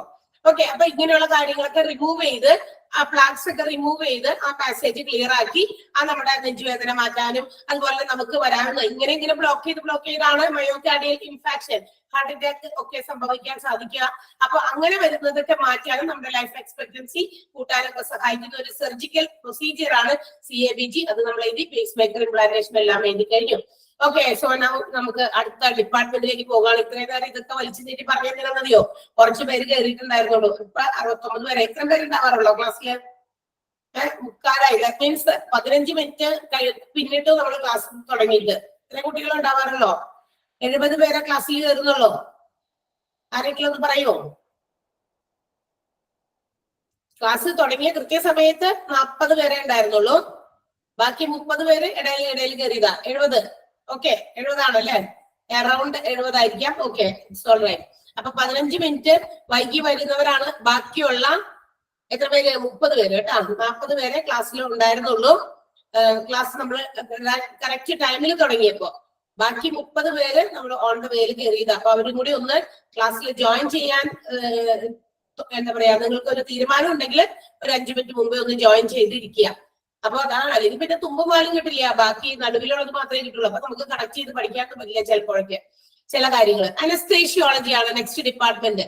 ഓക്കെ, അനസ്തേഷ്യോളജി എന്ന് പറയുന്ന ഡിപ്പാർട്ട്മെന്റ് ആണ് നമുക്ക് പഠിക്കാനുള്ളത്. നമുക്കറിയാം പല കാര്യങ്ങൾക്കും, അതായത് ഡോക്ടേഴ്സ് നടത്തുന്ന സർജറീസ് അല്ലെങ്കിൽ മറ്റു പ്രൊസീജിയേഴ്സ്, ഡ്രസ് ചെയ്യുക, തുന്നിക്കെട്ടുക, അങ്ങനെയൊക്കെ അല്ലെ, ഫ്രാക്ചർസ് ഒക്കെ ആയിട്ട് ചിലപ്പോ ഒടിവ്, ചതവ് ഒക്കെ ആയിട്ട് ചെല്ലുമ്പോൾ നമ്മളുടെ പെയിനിനെ ഒന്ന് റിലീവ് ചെയ്യുക, അല്ലെങ്കിൽ കുറച്ച് പെയിൻഫുൾ ആകുന്ന കാര്യങ്ങൾ ചെയ്യുമ്പോൾ ബോഡിയിൽ, മറ്റു മനുഷ്യന്റെ ശരീരമല്ലേ, അപ്പൊ അതിലുണ്ടാകുന്ന പല കാര്യങ്ങളും പ്രൊസീജിയേഴ്സ് ചെയ്യുന്ന സമയത്ത് നമുക്ക് പെയിൻ അറിയാതിരിക്കാനുള്ള ഒരു മാർഗമാണ് അനസ്തേഷ്യ. ഇത് പ്രൊവൈഡ് ചെയ്യുന്ന ഡിപ്പാർട്ട്മെന്റ് ആണ് anaesthesiology. Anaesthesiology procedures and surgeries നടത്തുന്ന സമയത്ത് this department will administer anaesthesia, അതായത് പേഷ്യൻസിന് അനസ്തേഷ്യ പ്രൊവൈഡ് ചെയ്യുന്ന ഒരു അനസ്തേഷ്യ മാനേജ് ചെയ്യുന്ന ഒരു ഡിപ്പാർട്ട്മെന്റ് ആണ് അനസ്തേഷ്യോളജി. ആൻഡ് ഈ അനസ്തേഷ്യോളജി ഏതൊക്കെ ഭാഗത്താണ് അവരുടെ അഡ്മിനിസ്ട്രേഷൻ, അല്ലെങ്കിൽ അവർ ഏതൊക്കെയാണ് കാര്യങ്ങളിൽ കോൺസെൻട്രേറ്റ് ചെയ്തിരിക്കുന്നത്, ഏതൊക്കെ രീതിയിലുള്ള അനസ്തേഷ്യകൾ ഉണ്ട് എന്നുകൂടി നമുക്ക് നോക്കാം. പ്രധാനമായിട്ടും 3 രീതിയിലുള്ള അനസ്തേഷ്യാസ് ആണ് ഹോസ്പിറ്റൽസിൽ പ്രൊവൈഡ് ചെയ്യുന്നത്. നമ്മൾ അനസ്തേഷ്യ എന്ന് മാത്രമേ കേട്ടിട്ടുള്ളൂ. പക്ഷെ there are 3 types, 3 രീതിയിലുണ്ട്. General anaesthesia, local anaesthesia and regional anaesthesia. 3 എണ്ണമാണ്. Local, general and regional. 3ഉം ഒരുപോലെയല്ല, ഡിഫറെന്റ് വേസിലാണ് അത് പ്രൊവൈഡ് ചെയ്യുന്നത്. അതുകൊണ്ട് തന്നെ ആ കൊടുക്കുന്ന ഏത് രീതിയിലുള്ള സർജറീസ് ആണോ പ്രൊസീജിയേഴ്സ് ആണോ ഡോക്ടേഴ്സ് കണ്ടക്ട് ചെയ്യാൻ പോകുന്നത് അതനുസരിച്ച് they will provide the anesthesia depending upon ഈ പറയുന്ന പേഷ്യൻസിന്റെ അവൈലബിലിറ്റി. ഏത് രീതിയിലുള്ള പ്രൊസീജിയേഴ്സ്, വലിയ ഓപ്പറേഷൻസ് ആണോ, ചെറിയ കാര്യങ്ങളാണോ, ഡ്രസ്സിംഗ് ആണോ, അല്ലെങ്കിൽ തുന്നിക്കെട്ടലാണോ. ഡ്രസ്സിംഗ് ഒന്നും വലിയ കാര്യമായിട്ട് കൊടുക്കില്ല, പക്ഷെ എങ്കിലും ചിലതിനൊക്കെ ഭയങ്കര പെയിൻഫുൾ ആവും, നമുക്ക് സഹിക്കാൻ പറ്റാത്ത രീതിയിലുള്ളതൊക്കെ വരുമ്പോഴൊക്കെ ഇത്തരം അനസ്തേഷ്യാസ് പ്രൊവൈഡ് ചെയ്യും. അപ്പൊ പ്രധാനമായിട്ടും 3 രീതിയിലുള്ള അനസ്തേഷ്യാസ് ആണ് അനസ്തേഷ്യോളജി ഡിപ്പാർട്ട്മെന്റ് അഡ്മിനിസ്റ്റർ ചെയ്യുന്നത്. They are general anaesthesia, local anaesthesia and regional anaesthesia. So let's see what is the difference between these. ഇവ തമ്മിലുള്ള വ്യത്യാസമൊക്കെ എന്താണെന്ന് നമുക്കൊന്ന് നോക്കാം. ഒന്നാമത്തേത് ജനറൽ അനസ്തേഷ്യ ആണ്. ജനറൽ അനസ്തേഷ്യ എന്ന് പറയുന്നത് the medicine which is administered by the anesthesiologist or a medical doctor. അതായത് ഡോക്ടറാണ് അനസ്തേഷ്യയിൽ കോൺസെൻട്രേറ്റ് ചെയ്ത് പഠിച്ച് ഉള്ള ഒരു എന്താ പറയാ സ്പെഷ്യലിസ്റ്റ് ആയിരിക്കും. അപ്പൊ അങ്ങനെയുള്ള ആ doctors they will provide this anesthesia through a mask or IV cannula. അതായത് നമ്മുടെ വെയിനിൽ ഫിക്സ് ചെയ്യാവുന്ന IV cannula വെച്ചിട്ടോ അല്ലെങ്കിൽ മാസ്ക് വെച്ചിട്ടോ എന്ത് ചെയ്യുന്നു, അനസ്തേഷ്യ പ്രൊവൈഡ് ചെയ്യുന്നു. മാസ്ക് ആണെങ്കിൽ ഇങ്ങനെ വെക്കും. സോ when we inhale, അതിനകത്തുള്ള മാസ്ക് വെറുതെ ഇങ്ങനെ ഒരു എന്തെങ്കിലും മാസ്ക് അല്ല, ഒരു മാസ്ക് വെച്ചിട്ട് അതിനകത്ത് എന്തെങ്കിലും ലിക്വിഡ്, നമ്മള് ഇതൊക്കെ എന്താ പറയാ ശ്വാസം മുട്ടലൊക്കെ വരുമ്പോ ബ്രീത്തിങ് പ്രോബ്ലം വരുന്നവർക്ക് നമ്മൾ ഒരു തരം മാസ്ക് വെക്കാറില്ലേ, അല്ലെ? ബ്രീത്തിങ്ങിന് എന്താ പറയാ അവർക്ക് ശ്വാസം എടുക്കാനായിട്ട് കഷ്ടപ്പെടുമ്പോ അതിനകത്തൊരു മരുന്ന് ഒഴിച്ചിട്ട് അതാണ് നമുക്ക് ഇങ്ങനെ ഇൻഹേൽ ചെയ്യാൻ തരാം. കുറച്ചുകൂടെ ശ്വസിച്ച് ചെയ്യുമ്പോൾ അതിനൊരു റിലീഫ് കിട്ടും, നമുക്കൊരു ആശ്വാസം കിട്ടും. അപ്പൊ അതുപോലെ ഒരു മാസ്ക് ആണ് വെക്കുക. ആ മാസ്കിനകത്ത് ഈ പറയുന്ന ഒരു മരുന്ന് അവര് അതിന്റെ കണ്ടന്റ് ഉണ്ടായിരിക്കും. when we inhale that medicine, ആ ഒരു സാധനം നമ്മളിങ്ങനെ ശ്വാസത്തിലൂടെ അകത്തേക്ക് എടുക്കുമ്പോൾ കുറച്ചു നേരം കഴിയുമ്പോൾ അതുകൊണ്ട് എന്താണ് പറയാ നമുക്കൊരു ചെറിയൊരു മയക്കം പോലെ. അപ്പൊ so they can conduct their surgeries അല്ലെങ്കിൽ മറ്റേതെങ്കിലും പ്രൊസീജിയേഴ്സോ കുഞ്ഞു കാര്യങ്ങളൊക്കെ ആണെങ്കിൽ അത്തരം അനസ്തേഷ്യ ഒക്കെ പ്രൊവൈഡ് ചെയ്തിട്ടാണ് എന്ത് ചെയ്യുക. അതായത് മെഡിസിൻ കൊടുത്ത് അതിനകത്ത് മാസ്കിൽ ആണ് കൊടുക്കുക, അത് ഇൻഹെയിൽ ചെയ്തിട്ടായിരിക്കും ആ ഒരു പേഷ്യന്റിന് അനസ്തേഷ്യ പ്രൊവൈഡ് ചെയ്യുന്നത്. അല്ലെങ്കിൽ IV കാനുല, അതായത് വെയിനിലൂടെ ഈ കാനുല ഇങ്ങനെ ഫിക്സ് ചെയ്തിട്ടുണ്ടാവും. കാനുല എന്ന് പറഞ്ഞാൽ അറിയാലോ അല്ലെ, പല കളേഴ്സിൽ നമ്മളിങ്ങനെ കോൺസ്റ്റന്റ് ആയിട്ട് ഇടയ്ക്കിടയ്ക്ക് ഇഞ്ചക്ഷൻ കൊടുക്കേണ്ടി വരിക, അല്ലെങ്കിൽ മറ്റേ ഡ്രിപ്പ് ഇടുക, ഒരെണ്ണം തീർന്നിട്ട് അടുത്തത് വീണ്ടും ഇടണം. അപ്പൊ വീണ്ടും ഇവിടെ കുത്തണ്ടല്ലോ, അപ്പൊ അവർ കുത്തിയിട്ട് ഓൾറെഡി അവിടെ ഒരു സാധനം വെച്ചിട്ടുണ്ടാവും, ഇങ്ങനെ പേസ്റ്റ് ചെയ്ത് വെച്ചിട്ടുണ്ടാവും, വെള്ളം സാധനം വെച്ച് ഒട്ടിച്ച് വെച്ചിട്ടുണ്ടാവും. മിക്കവാറും നമുക്ക് അങ്ങനത്തെ സംഭവങ്ങളൊക്കെ കടന്നു പോയിട്ടുണ്ട്, എല്ലാവർക്കും എക്സ്പീരിയൻസ് ചെയ്ത ഒരു കാര്യമായിരിക്കുള്ളൂ. അപ്പൊ അവിടെ ഫിക്സ് ചെയ്തിരിക്കുന്ന ആ ഒരു സാധനമില്ലേ, അത് ഞാൻ നമ്മൾ IV കാനുല എന്ന് വിളിക്കാം. അതിലൂടെ ഇഞ്ചക്ട് ചെയ്ത് ഇഞ്ചക്ഷനിലൂടെ ആയിരിക്കാം എന്ത് ചെയ്യാം. അപ്പൊ IV കാനുലയും ഈ പറയുന്ന മെഡിസിൻ അകത്തോട്ട് വിട്ടിട്ട് അങ്ങനെയും എന്ത് ചെയ്യാറുണ്ട് അനസ്തേഷ്യ. ഇത് രണ്ടുമാണ് ജനറൽ അനസ്തേഷ്യയിൽ വരിക. ജനറൽ അനസ്തേഷ്യയില് മാസ്കിലൂടെയും IV കാനുല പ്ലേസ് ചെയ്ത് വെയിനിൽ പ്ലേസ് ചെയ്തിട്ടുമാണ് ഈ ജനറൽ അനസ്തേഷ്യ പ്രൊവൈഡ് ചെയ്യുന്നത്. And after A little time, കുറച്ച് സമയമൊക്കെ കഴിയുമ്പോൾ പേഷ്യന്റ് ബിക്കംസ് അൺകോൺഷ്യസ്. ഇത് ഇങ്ങനെ ഇൻഹേൽ ചെയ്തോ അല്ലെങ്കിൽ ഇത് നമ്മുടെ ഞരമ്പിക്കുള്ളിൽ ഇങ്ങനെ കയറിയോ കുറച്ച് നേരം കഴിയുമ്പോൾ നമുക്ക് എന്താ പറയാ നമ്മൾ അൺകോൺഷ്യസ് ആകും, ഇച്ചിരി ബോധം പോയ പോലെ ആകും. ഓക്കെ, അതാണ് ജനറൽ അനസ്തേഷ്യ എന്ന് പറയുന്നത്. നൗ സെക്കൻഡ് വൺ എന്താണ്, ലോക്കൽ അനസ്തേഷ്യ ആണ്. ഇത് പർട്ടിക്കുലർലി ഉപയോഗിക്കുന്നത് ഡെന്റിസ്റ്റുകളാണ്. They are correcting their jaws, അല്ലെങ്കിൽ നമ്പറിംഗ് ദ ടീത്ത്, അല്ലെങ്കിൽ എന്താ പറയാ അലൈൻമെന്റ് ഓഫ് ടീത്ത്, അല്ലെങ്കിൽ ടീത്ത് എടുക്കുന്നത്, ഇതിനൊക്കെ വേണ്ടിയിട്ട് ഈ ഡെന്റിസ്റ്റുകളാണ് ഈ ലോക്കൽ അനസ്തേഷ്യ കൂടുതലായിട്ട് ഹാൻഡിൽ ചെയ്യുന്നത്. ബിക്കോസ് ഒരു കുഞ്ഞ് സ്മോൾ ഏരിയ ആണ് അവർക്ക് എന്ത് ചെയ്യേണ്ടത്, ബ്ലോക്ക് ചെയ്യേണ്ടത്. അതിന്റെ സെൻസേഷൻ ബ്ലോക്ക് ചെയ്യേണ്ടത് ഒരു കുഞ്ഞ് ഏരിയ മാത്രം. ഇപ്പൊ പല്ലെടുക്കണം, ഈ ശരീരം മുഴുവനും മരവിപ്പിക്കേണ്ട ആവശ്യമില്ല. ആ പല്ല് എവിടെ നിന്നാണോ എടുക്കുന്നത് ആ പർട്ടിക്കുലർ പോർഷൻ, ആ സ്മോൾ ഏരിയ മാത്രം നമുക്ക് സെൻസേഷൻ ബ്ലോക്ക് ചെയ്യണം. തൊടുന്നതൊക്കെ നമുക്കറിയില്ല. ഇപ്പൊ ആ ഒരു ഇഞ്ചക്ഷൻ തന്നിട്ടേ ഉള്ളിൽ വായുടെ ഉള്ളിൽ തന്നെ എവിടെ നിന്നാണോ ഏത് ഭാഗത്തു നിന്നാണോ പല്ലെടുക്കുന്നത് അവിടെ ഒരു ചെറിയ കുത്ത് നമ്മൾ പോലും അറിയില്ല, പക്ഷെ ഒരു കുത്തി കഴിയുമ്പോഴായിരിക്കും നമുക്കറിയാം. അത് കുറച്ചു നേരം കഴിഞ്ഞിട്ട് നമ്മളോട് ഒരു 5 മിനിറ്റോ അല്ലെങ്കിൽ കുറച്ച് സമയം എത്രയാണോ അവർക്കറിയാം അത്രയും സമയം നമ്മളോട് കുറച്ച് വെയിറ്റ് ചെയ്യാൻ പറയും. എന്തിനാണ് വെയിറ്റ് ചെയ്യാൻ പറഞ്ഞാൽ കുത്തിയിട്ട് അപ്പൊ തന്നെ കുറച്ച് ഇങ്ങോട്ട് എടുക്കില്ല. ദാറ്റ് മീൻസ് ആ ഒരു ഭാഗത്തെ സെൻസേഷൻ ഷുഡ് ബി ബ്ലോക്ക്ഡ്. അത് ബ്ലോക്ക് ചെയ്യണം. It will take some time അല്ലെ, കുറച്ച് സമയം എടുക്കും. ചിലരിൽ കുറച്ച് കൂടുതൽ സമയം എടുക്കും മരവിക്കാൻ, ചിലരുടേത് പെട്ടെന്ന് അങ്ങനെ. അപ്പൊ നമ്മളോട് ഒന്ന് ചോദിക്കും മരവിച്ചിട്ടുണ്ടോ എന്ന്. അവർ നമ്മളെ മനസ്സിലാക്കിയിട്ട് അല്ലെങ്കിൽ ആഫ്റ്റർ എ പെർട്ടിക്കുലർ ടൈം അവർക്കറിയാം ആ ഒരു സമയം ഡ്യൂറേഷൻ എത്ര സമയം എടുക്കും അത് സെൻസേഷൻ ബ്ലോക്ക് ചെയ്യാനായിട്ട് എന്നൊക്കെ മനസ്സിലാക്കി അവരെന്ത് ചെയ്യും, നമ്മൾ വിളിക്കുന്നു, പല്ലെടുക്കുന്നു, പോകുന്നു. അല്ലെങ്കിൽ ഈ പല്ലിന്റെ അലൈൻമെന്റ് ഒക്കെ കറക്റ്റ് ആക്കുന്നു. ഇന്നത്തെ കുട്ടികളൊക്കെ അതിനൊക്കെ ഭയങ്കര കോൺഷ്യസ് ആണ്. ഒരു പ്രായം കഴിഞ്ഞ് കഴിയുമ്പോൾ പല്ലൊക്കെ ഇച്ചിരി പൊങ്ങിയിട്ടുണ്ടെങ്കിൽ ഇതുങ്ങൾക്ക് ഭയങ്കര ഇതാണ്. അപ്പൊ 8ാം ക്ലാസ് ആകുമ്പോഴേക്കും അല്ലെങ്കിൽ 10ാം ക്ലാസ് ഒക്കെ ആവട്ടെ, അപ്പൊ നമുക്ക് പല്ലിന് കംപ്ലീറ്റ് ശരിയാക്കാം എന്നൊക്കെ പാരന്റ്സ് പറഞ്ഞു നിർത്തും. കാരണം എല്ലാവർക്കും ഇന്ന് ഒത്തിരി ഇങ്ങനെ പല്ലിന്റെ പ്രോബ്ലംസ് ഉണ്ട്. പണ്ടൊക്കെ കാലത്തൊന്നും ഇത്രയും പല്ലിൽ കമ്പ്യൂട്ടർ നടക്കുന്ന ആളുകളെന്ന് നമ്മൾ കണ്ടിട്ടില്ല. ഇന്ന് ഒരു ക്ലാസ്സിലേക്ക് കയറി ചെന്ന് കഴിഞ്ഞാൽ നമുക്ക് ഒരുപാട് കുട്ടികളിൽ പല്ല് കറക്റ്റ് ചെയ്യാൻ വേണ്ടി അലൈൻമെന്റ് ചെയ്യാൻ വേണ്ടി കമ്പ്യൂട്ടർ ഇരിക്കുന്ന കുട്ടികളെ കാണാൻ സാധിക്കും. പണ്ടൊക്കെ ഇതൊന്നും ആരും ശ്രദ്ധിക്കാറില്ല, എവിടെ കിടക്കുന്നത് പല്ലൊക്കെ ഉണ്ടോന്നൊക്കെ അല്ല. ഇതിനൊന്നും നമുക്ക് സമയമില്ല, ഇത്രയും ഫെസിലിറ്റീസ് വന്ന് അവൈലബിൾ ആയിരുന്നില്ല. നവഡേയ്സ് ഇഷ്ടംപോലെ ഇതുപോലെയുള്ള എന്താ പറയാ ക്ലിനിക്കുകൾ ഇന്ന് ഓപ്പൺ ചെയ്തിട്ടുണ്ട്. സോ ദാറ്റ് കുട്ടികൾക്ക് അവരുടെ പല്ലുകളൊക്കെ കറക്റ്റ് ചെയ്യാം. കുറെ പിള്ളേരുടെ പല്ലുകളൊക്കെ ശരിയായ സമയത്ത് പറിക്കാത്തത് കൊണ്ട് ഒത്തിരി അവിടെ ഇവിടെയൊക്കെ വേറെ മുളച്ചു വരിക, അല്ലെങ്കിൽ ഒത്തിരി ഗ്യാപ്പ് വരിക, ഇതൊക്കെ കറക്റ്റ് ചെയ്തില്ലെങ്കിൽ അവർക്ക് എന്തോ ഒരു ഇതുപോലെ തോന്നും. അപ്പൊ അവർ പറയും അല്ലെ. ഇപ്പൊ മിക്ക കുട്ടികളിലും ഈ ഒരു പ്രശ്നമുണ്ട്. അപ്പൊ ഇത്തരം കാര്യങ്ങളൊക്കെ ചെയ്യുമ്പോഴാണ് ഡോക്ടേഴ്സ്, ഡെന്റിസ്റ്റുകളാണ്, ലോക്കൽ അനസ്തീഷ്യയാണ് അവർ കൂടുതലും ഉപയോഗിക്കുന്നത്. അപ്പൊ നമ്മളുടെ ജോ കറക്റ്റ് ചെയ്യാൻ, ജോ മീൻസ് ഈ താടിയിൽ കറക്റ്റ് ചെയ്യാന്ന് പറഞ്ഞാൽ ഈ പല്ലിന്റെ ഷേപ്പിലുണ്ടാകുന്ന വ്യതിയാനം കൊണ്ട് താടിയലിന്റെ ഈ ഭാഗത്തിനൊക്കെ ചിലപ്പോ ഷേപ്പ്ലെസ് ആകാം. അത് കറക്റ്റ് ചെയ്യാനും അതുപോലെ തന്നെ പല്ലിലൊക്കെ ഒട്ടിപ്പിടിച്ചിരിക്കുന്ന വല്ലതൊക്കെ റിമൂവ് ചെയ്യുമ്പോ അങ്ങനെയൊക്കെ കൊച്ചിരി തേച്ച് എന്താ പറയാ ഇങ്ങനെ ഒരസിയൊക്കെ കളയുമല്ലോ. അപ്പൊ അങ്ങനെയുള്ള കാര്യങ്ങളിലൊക്കെ ചെയ്യുമ്പോൾ പല്ലിനൊക്കെ ഇച്ചിരി ഒരു ഭയങ്കര ഒരു ഇതുപോലെ തോന്നും. അപ്പൊ അതില്ലാതിരിക്കാൻ വേണ്ടിയിട്ടൊക്കെ ഈ ഒരു അനസ്തേഷ്യയാണ് പ്രൊവൈഡ് ചെയ്യുക. ഗിവൺ ഓൺ ദാറ്റ് പർട്ടിക്കുലർ ഏരിയയിൽ മാത്രമേ അതിന്റെ ആ സെൻസേഷൻ ബ്ലോക്ക് ചെയ്യുന്നുള്ളൂ എന്നുള്ളതാണ് പ്രത്യേകത. അപ്പൊ ഓർക്കണം, മറ്റേത് അൺകോൺഷ്യസ് ആകും, എന്നാൽ ജനറൽ അനസ്തേഷ്യയിൽ അൺകോൺഷ്യസ് ആകും. ഇവിടെ നമ്മൾ അൺകോൺഷ്യസ് ആകുന്നില്ല. ലോക്കൽ അനസ്തേഷ്യ കിട്ടുമ്പോൾ നമ്മൾ ആരെങ്കിലും ബോധം കെട്ടി ഇങ്ങനെ ഇരിക്കുന്നുണ്ടോ? ഇല്ല. ആ ഒരു പർട്ടിക്കുലർ ഏരിയയിൽ നമുക്ക് തോന്നുമ്പോൾ അവിടെ ആ ഭാഗത്ത് ഒന്നും ഇല്ലാത്ത പോലെയൊക്കെ നമുക്ക് ഫീൽ ചെയ്യും. ഓക്കെ, അവിടെ ഒന്നും ഇല്ലാത്ത പോലെ അവിടെ നമുക്ക് സെൻസ് ബ്ലോക്ക് ചെയ്യപ്പെടുകയാണ് ചെയ്യാം. പർട്ടിക്കുലർ ഏരിയ മാത്രം, സ്മോൾ ഏരിയ മാത്രമാണ്, മറക്കരുത്. കാരണം തൊട്ടടുത്ത അനസ്തേഷ്യ വായിക്കുമ്പോൾ അപ്പൊ ഇതന്നെയല്ലേ അവിടെ പറഞ്ഞതെന്ന് നിങ്ങൾ ചിന്തിക്കരുത്. അടുത്തത് എന്താണ്? റീജിയണൽ അനസ്തേഷ്യ ആണ്. Regional anesthesia, when it is provided, it numbs a specific portion of our body. നമ്മുടെ ശരീരത്തിന്റെ ഒരു ഭാഗം മുഴുവൻ നമ്പ് ചെയ്യിപ്പിക്കും. നമ്പ് ചെയ്യാന്ന് പറഞ്ഞാൽ മരവിപ്പിക്കും. അതായത് ആ ഭാഗത്ത് ഒന്നും ഇല്ലാത്ത പോലെ നമുക്ക് തോന്നും. യൂഷ്വലി സിസേറിയൻ പ്രൊസീജിയേഴ്സിലാണ് ഡോക്ടേഴ്സ് ഈ ഒരു അനസ്തേഷ്യ പ്രൊവൈഡ് ചെയ്യുന്നത്. ഏറ്റവും വലിയ എന്താ പറയാ ഓപ്പറേഷൻ ആണ് സിസേറിയൻ എന്നൊക്കെ നമ്മൾ കേട്ടിട്ടുണ്ട് അല്ലെ. എക്സ്പീരിയൻസ് ചെയ്തവരും ഉണ്ടായിരിക്കും ഇതിനകത്ത്. ബിക്കോസ് ഒത്തിരി പെയിൻഫുൾ ആയിട്ടുള്ളതാണ്. ബിക്കോസ് ഇതിന് ഒരു ഇഞ്ചക്ഷൻ, അതായത് അനസ്തേഷ്യ കൊടുക്കുന്നത് മുതുകിലാണ് എന്ന് കേട്ടിട്ടുണ്ട്. എക്സ്പീരിയൻസ് ഉള്ളവർക്ക് അറിയാം അല്ലെ. മുതുകിൽ നമ്മുടെ ഈ മാംസമുള്ളവർ തന്നെ കുത്തുമ്പോ നമുക്ക് എത്ര പെയിൻഫുൾ ആണ്. ഒരു ഇഞ്ചക്ഷൻ കിട്ടുമെന്ന് നമുക്കറിയാലോ. അപ്പൊ നോക്കിയേ, ഈ പറയുന്ന മാംസം ഇല്ലാത്ത ഭാഗത്ത് മുതുകിലൊക്കെ കുത്താന്ന് പറഞ്ഞു കഴിഞ്ഞാൽ ഒത്തിരി പെയിൻഫുൾ ആണ്. മാത്രമല്ല ഇതിന്റെ ആഫ്റ്റർ ഇഫക്ട്സ് വിൽ ബി കുറച്ച് കഴിയുമ്പോൾ, ഒരു ഏജ് കഴിയുമ്പോൾ നമ്മൾ ഇതിന്റെ ആഫ്റ്റർ ഇഫക്ട് പിന്നീട് അനുഭവിക്കേണ്ടി വരും. നടുവേദനയൊക്കെ എന്ത് ചെയ്യില്ല, മാറില്ല അല്ലെ.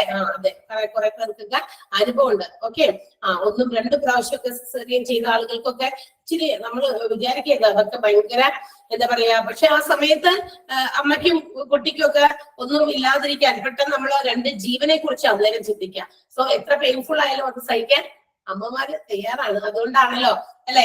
അപ്പൊ എന്തായാലും ആ ഒരു പെയിൻ എത്ര വലുതായാലും നമ്മളത് എന്താ പറയാ, അത് സഹിക്കും. നമ്മൾ അതിന് വേണ്ടിയിട്ട് എത്ര വേണമെങ്കിലും സഹിക്കാം. ബിക്കോസ് നമ്മുടെ ഉള്ളിലുള്ള കൊച്ചു യാതൊരു കുഴപ്പമില്ലാതെ പുറത്തേക്ക് വരണം എന്നാണ് ആഗ്രഹം. അന്നേരം നമ്മൾ സിസേറിയൻ ചെയ്യുമ്പോൾ ഉണ്ടാകുന്ന ആഫ്റ്റർ ഇഫക്റ്റിനെ കുറിച്ചൊന്നും നമ്മൾ ചിന്തിക്കാറില്ല. അപ്പൊ അപ്പൊ അത്തരം അപ്പൊ ആ ഒരു ടൈമിലൊക്കെ കൊടുക്കുന്ന അനസ്തേഷ്യയാണ് റീജിയണൽ അനസ്തേഷ്യ. അത് പ്രൊവൈഡ് ചെയ്യുമ്പോൾ നമ്മുടെ ഈ വയറിന്റെ അവിടെ നിന്ന് അങ്ങോട്ട് താഴോട്ട് ഭാഗം മുഴുവൻ മരവിക്കും, മുഴുവൻ നമ്പ് ചെയ്യും. ഇതിന്റെ മുകളിലോട്ടുള്ള ഭാഗം ഓക്കെ, നമുക്ക് കാര്യങ്ങളൊക്കെ കാണാനും ഇതൊക്കെ പറ്റുന്നുണ്ട്. പക്ഷെ we do not feel pain at that time. ആ സർജറി നടത്തുമ്പോൾ നമുക്ക് പെയിൻ അനുഭവപ്പെടുന്നില്ല. അവിടെ എന്തൊക്കെയോ ഒച്ചമ്പകളൊക്കെ കേൾക്കാം, നമുക്കിതൊക്കെ കേൾക്കാം, കാണാം. ഇപ്പൊ ഇങ്ങനെ ഒരു ഇതൊക്കെ സ്ക്രീനൊക്കെ ഇട്ടിട്ട് അല്ലെങ്കിൽ മറച്ചിട്ട് കർട്ടനൊക്കെ ഇട്ടിട്ട് ഈ ഭാഗത്തായിരിക്കും ഓപ്പറേറ്റ് ചെയ്യുന്നത്. അപ്പൊ അവിടെ എന്തൊക്കെയോ നടക്കുന്നുണ്ട്, സാധനങ്ങളൊക്കെ ഉരുട്ടുന്നതും ഒക്കെ അല്ലെ, ഇതിന്റെയൊക്കെ സൗണ്ടുകളൊക്കെ നമുക്ക് കേൾക്കാൻ പറ്റും. പക്ഷെ വി വിൽ നോട്ട് ഫീൽ, ആ ഒരു പെയിൻ ഫീൽ ചെയ്യുന്നില്ല. ബിക്കോസ് ഇതിനകത്ത് കൊടുക്കുന്ന റീജിയണൽ അനസ്തേഷ്യ ആണ് അതിന് കാരണം. ആ ഒരു specific part of our body, മറ്റേത് സ്മോൾ ഏരിയ, രണ്ട് വാക്ക് വേറെയാണ്. സ്മോൾ ഏരിയ ആണ് നമുക്ക് ലോക്കൽ അനസ്തേഷ്യ പ്രൊവൈഡ് ചെയ്യുന്നതെങ്കിൽ a specific part of our body, ഒരു നമ്മുടെ ശരീരത്തിലെ ഒരു പോർഷൻ മുഴുവനായിട്ട് നമ്പ് ചെയ്യപ്പെടുകയാണ് റീജിയണൽ അനസ്തേഷ്യയില്. And by giving this anaesthesia, anaesthesia കൊടുക്കുന്ന സമയത്ത്, സർജറി ഒക്കെ ചെയ്യുന്ന സമയത്ത് അനസ്തേഷ്യോളജിസ്റ്റ്, അതാരാണോ പർട്ടിക്കുലർ സ്പെഷ്യലിസ്റ്റ് ആയിട്ടുള്ള അനസ്തേഷ്യ പ്രൊവൈഡ് ചെയ്യുന്ന ആള്, they have to monitor the patient's blood pressure, heart rhythm, temperature and the level of confidence and also the amount of oxygen in blood.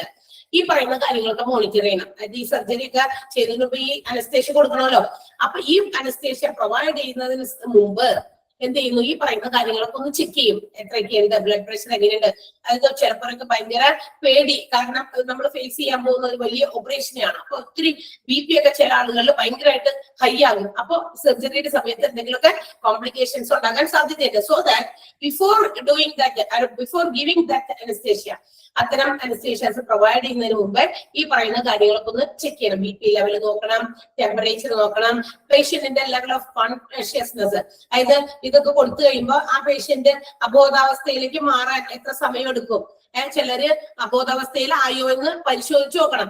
ഇത് കൊടുത്തിട്ടായാലും അനസ്തേഷ്യ പ്രൊവൈഡ് ചെയ്തു, പക്ഷെ ചിലർക്ക് പെട്ടെന്ന് മരവിക്കില്ല, ഓടി ചെന്നിട്ട് അങ്ങോട്ട് സർജറി ചെയ്യാൻ പറ്റില്ല. അപ്പൊ അതിന്റെ ലെവൽ എത്രത്തോളം ഉണ്ട്, ആള് അൺകോൺഷ്യസ് ആയോ അല്ലെങ്കിൽ കോൺഷ്യസ് ലെവലിൽ തന്നെയാണോ ഇപ്പോഴും എന്നൊക്കെ ചെക്ക് ചെയ്യേണ്ടി വരും. പിന്നെ ഓക്സിജന്റെ അളവ്, എവിടെ ബ്ലഡിനകത്തുള്ള ഓക്സിജൻ ലെവലൊക്കെ നമ്മൾ അസസ് ചെയ്യണം, മോണിറ്റർ ചെയ്യണം. അതൊക്കെ ഈ അനസ്തേഷ്യോളജിസ്റ്റ് ഇത് പ്രൊവൈഡ് ചെയ്യുന്ന സമയത്ത് ചെയ്യേണ്ടതാണ്. സർജറിക്ക് മുമ്പായിട്ട് ഇതൊക്കെ അസസ് ചെയ്യേണ്ടത് നിർബന്ധമാണ്. അപ്പോ അനസ്തേഷ്യോളജി എന്ന് പറയുന്നത് ഈ administering mainly to provide anaesthesia for the patients who are to be gone to surgeries or procedures. മറ്റ് പലതരത്തിലുള്ള സർജറീസും പ്രൊസീജിയേഴ്സും ഒക്കെ കൊണ്ടുപോകേണ്ട പേഷ്യൻസിന് വേണ്ടിയിട്ട് കൊടുക്കുന്ന അനസ്തേഷ്യാസ് ആണ് നമ്മൾ പറഞ്ഞത്. അത് 3 രീതിയിലാണ്: general, local and regional anaesthesia. 3 തമ്മിലുള്ള വ്യത്യാസം മനസ്സിലായോ? അത് ഉദാഹരണമൊക്കെ പഠിച്ചു വെക്കണം കേട്ടാ.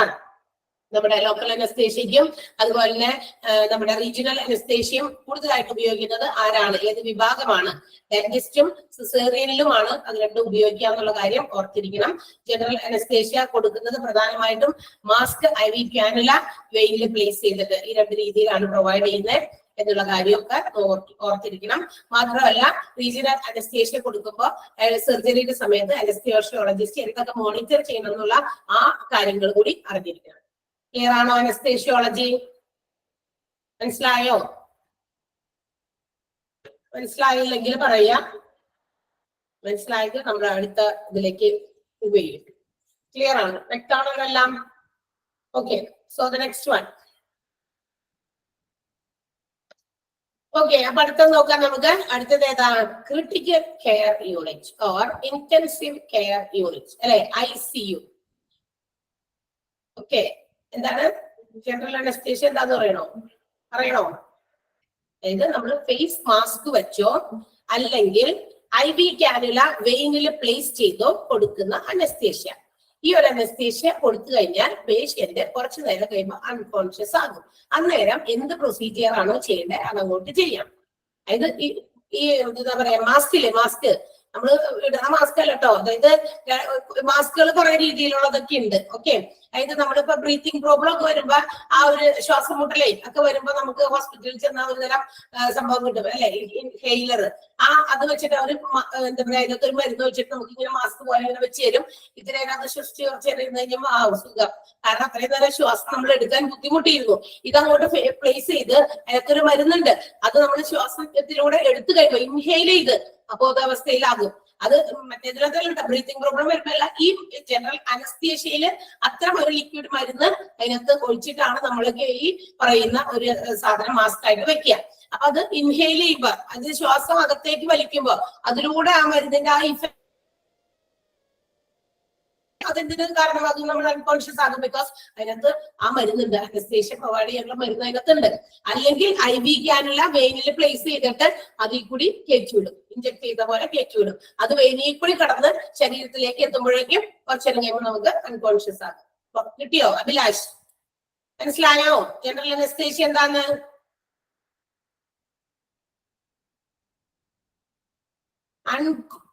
ബോഡി മുഴുവൻ മരവിക്കൂന്നല്ല പറഞ്ഞത്, അൺകോൺഷ്യസ് ആകുകയെന്ന്. നമ്മള് ഇപ്പൊ ഒരു തലചുറ്റലോ ഒന്നിങ്ങനെ ബോധം കെട്ട് വീഴില്ലേ നിങ്ങള്? അങ്ങനെയൊക്കെ വീട്ടില്ലേ? വീഴുന്നവരെ എന്തെങ്കിലും അറിയാൻ പറ്റും അല്ലെ?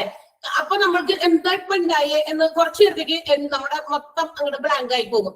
ആ ഒരു അവസ്ഥ. അപ്പൊ പെയിൻ എന്താ, ചുറ്റു നടക്കുന്നത് എന്താ, ഇവിടെ നിൽക്കുന്നത് ആരാ, അങ്ങനെയൊക്കെ മനസ്സിലാകാതെ ആകും. അത് അങ്ങനെ പറഞ്ഞ, അല്ലാണ്ട് അൺകോൺഷ്യസ് ആ രീതിയിലല്ല. അൺകോൺഷ്യസ് ആകുക എന്നുള്ളതാണ്. നമ്മളൊന്നും ഫീൽ ചെയ്യില്ല അന്നേരം. അൺകോൺഷ്യസ് ആകുന്ന സമയത്ത് എന്ത് ചുറ്റിലും നടന്നാലോ മറ്റൊന്നും നമ്മൾക്ക് മനസ്സിലാകുന്നില്ല, ഫീൽ ചെയ്യുന്നില്ല. അത്തരമുള്ള അവസ്ഥ. Okay, next one critical care unit ആണ്. ക്രിട്ടിക്കൽ കെയർ യൂണിറ്റ് നമുക്കറിയാം അല്ലെ, ആസ് ദ നെയിം ഇൻഡിക്കേറ്റ്സ്. ആ നെയിം പറയുന്നത് പോലെ തന്നെ ക്രിട്ടിക്കൽ ആയിട്ടുള്ള കെയർ കിട്ടേണ്ടത് അല്ലെ, അതിതീവ്ര പരിചരണ വിഭാഗമാണ് ഇന്റൻസീവ് കെയർ യൂണിറ്റ്. ഇതിന് രണ്ട് പേരുണ്ട്, CCU ക്രിട്ടിക്കൽ കെയർ യൂണിറ്റ്. അതിന്റെ ഫുൾ ഫോമും ഓർക്കുക, ഷോർട്ട് ഫോമും ഓർക്കുക. അതുപോലെ ഇന്റൻസീവ് കെയർ യൂണിറ്റ് ICU അല്ലെ. അപ്പൊ ഈ ICU അതുപോലെ തന്നെ ക്രിട്ടിക്കൽ കെയർ യൂണിറ്റ് മാത്രമല്ല, എന്താ പറയാ, ഇന്റൻസീവ് ട്രീറ്റ്മെന്റ് യൂണിറ്റ് എന്നും പേരുണ്ട് കേട്ടോ. ITU, ICU, CCU, ITU അത് മൂന്നും ഒന്ന് തന്നെയാണ്. ഇന്റൻസീവ് ട്രീറ്റ്മെന്റ് യൂണിറ്റ് എന്നും ഇതിനകത്ത് പേരുണ്ട്. ഇവിടെ highly specialised for giving or providing intensive care for the patients.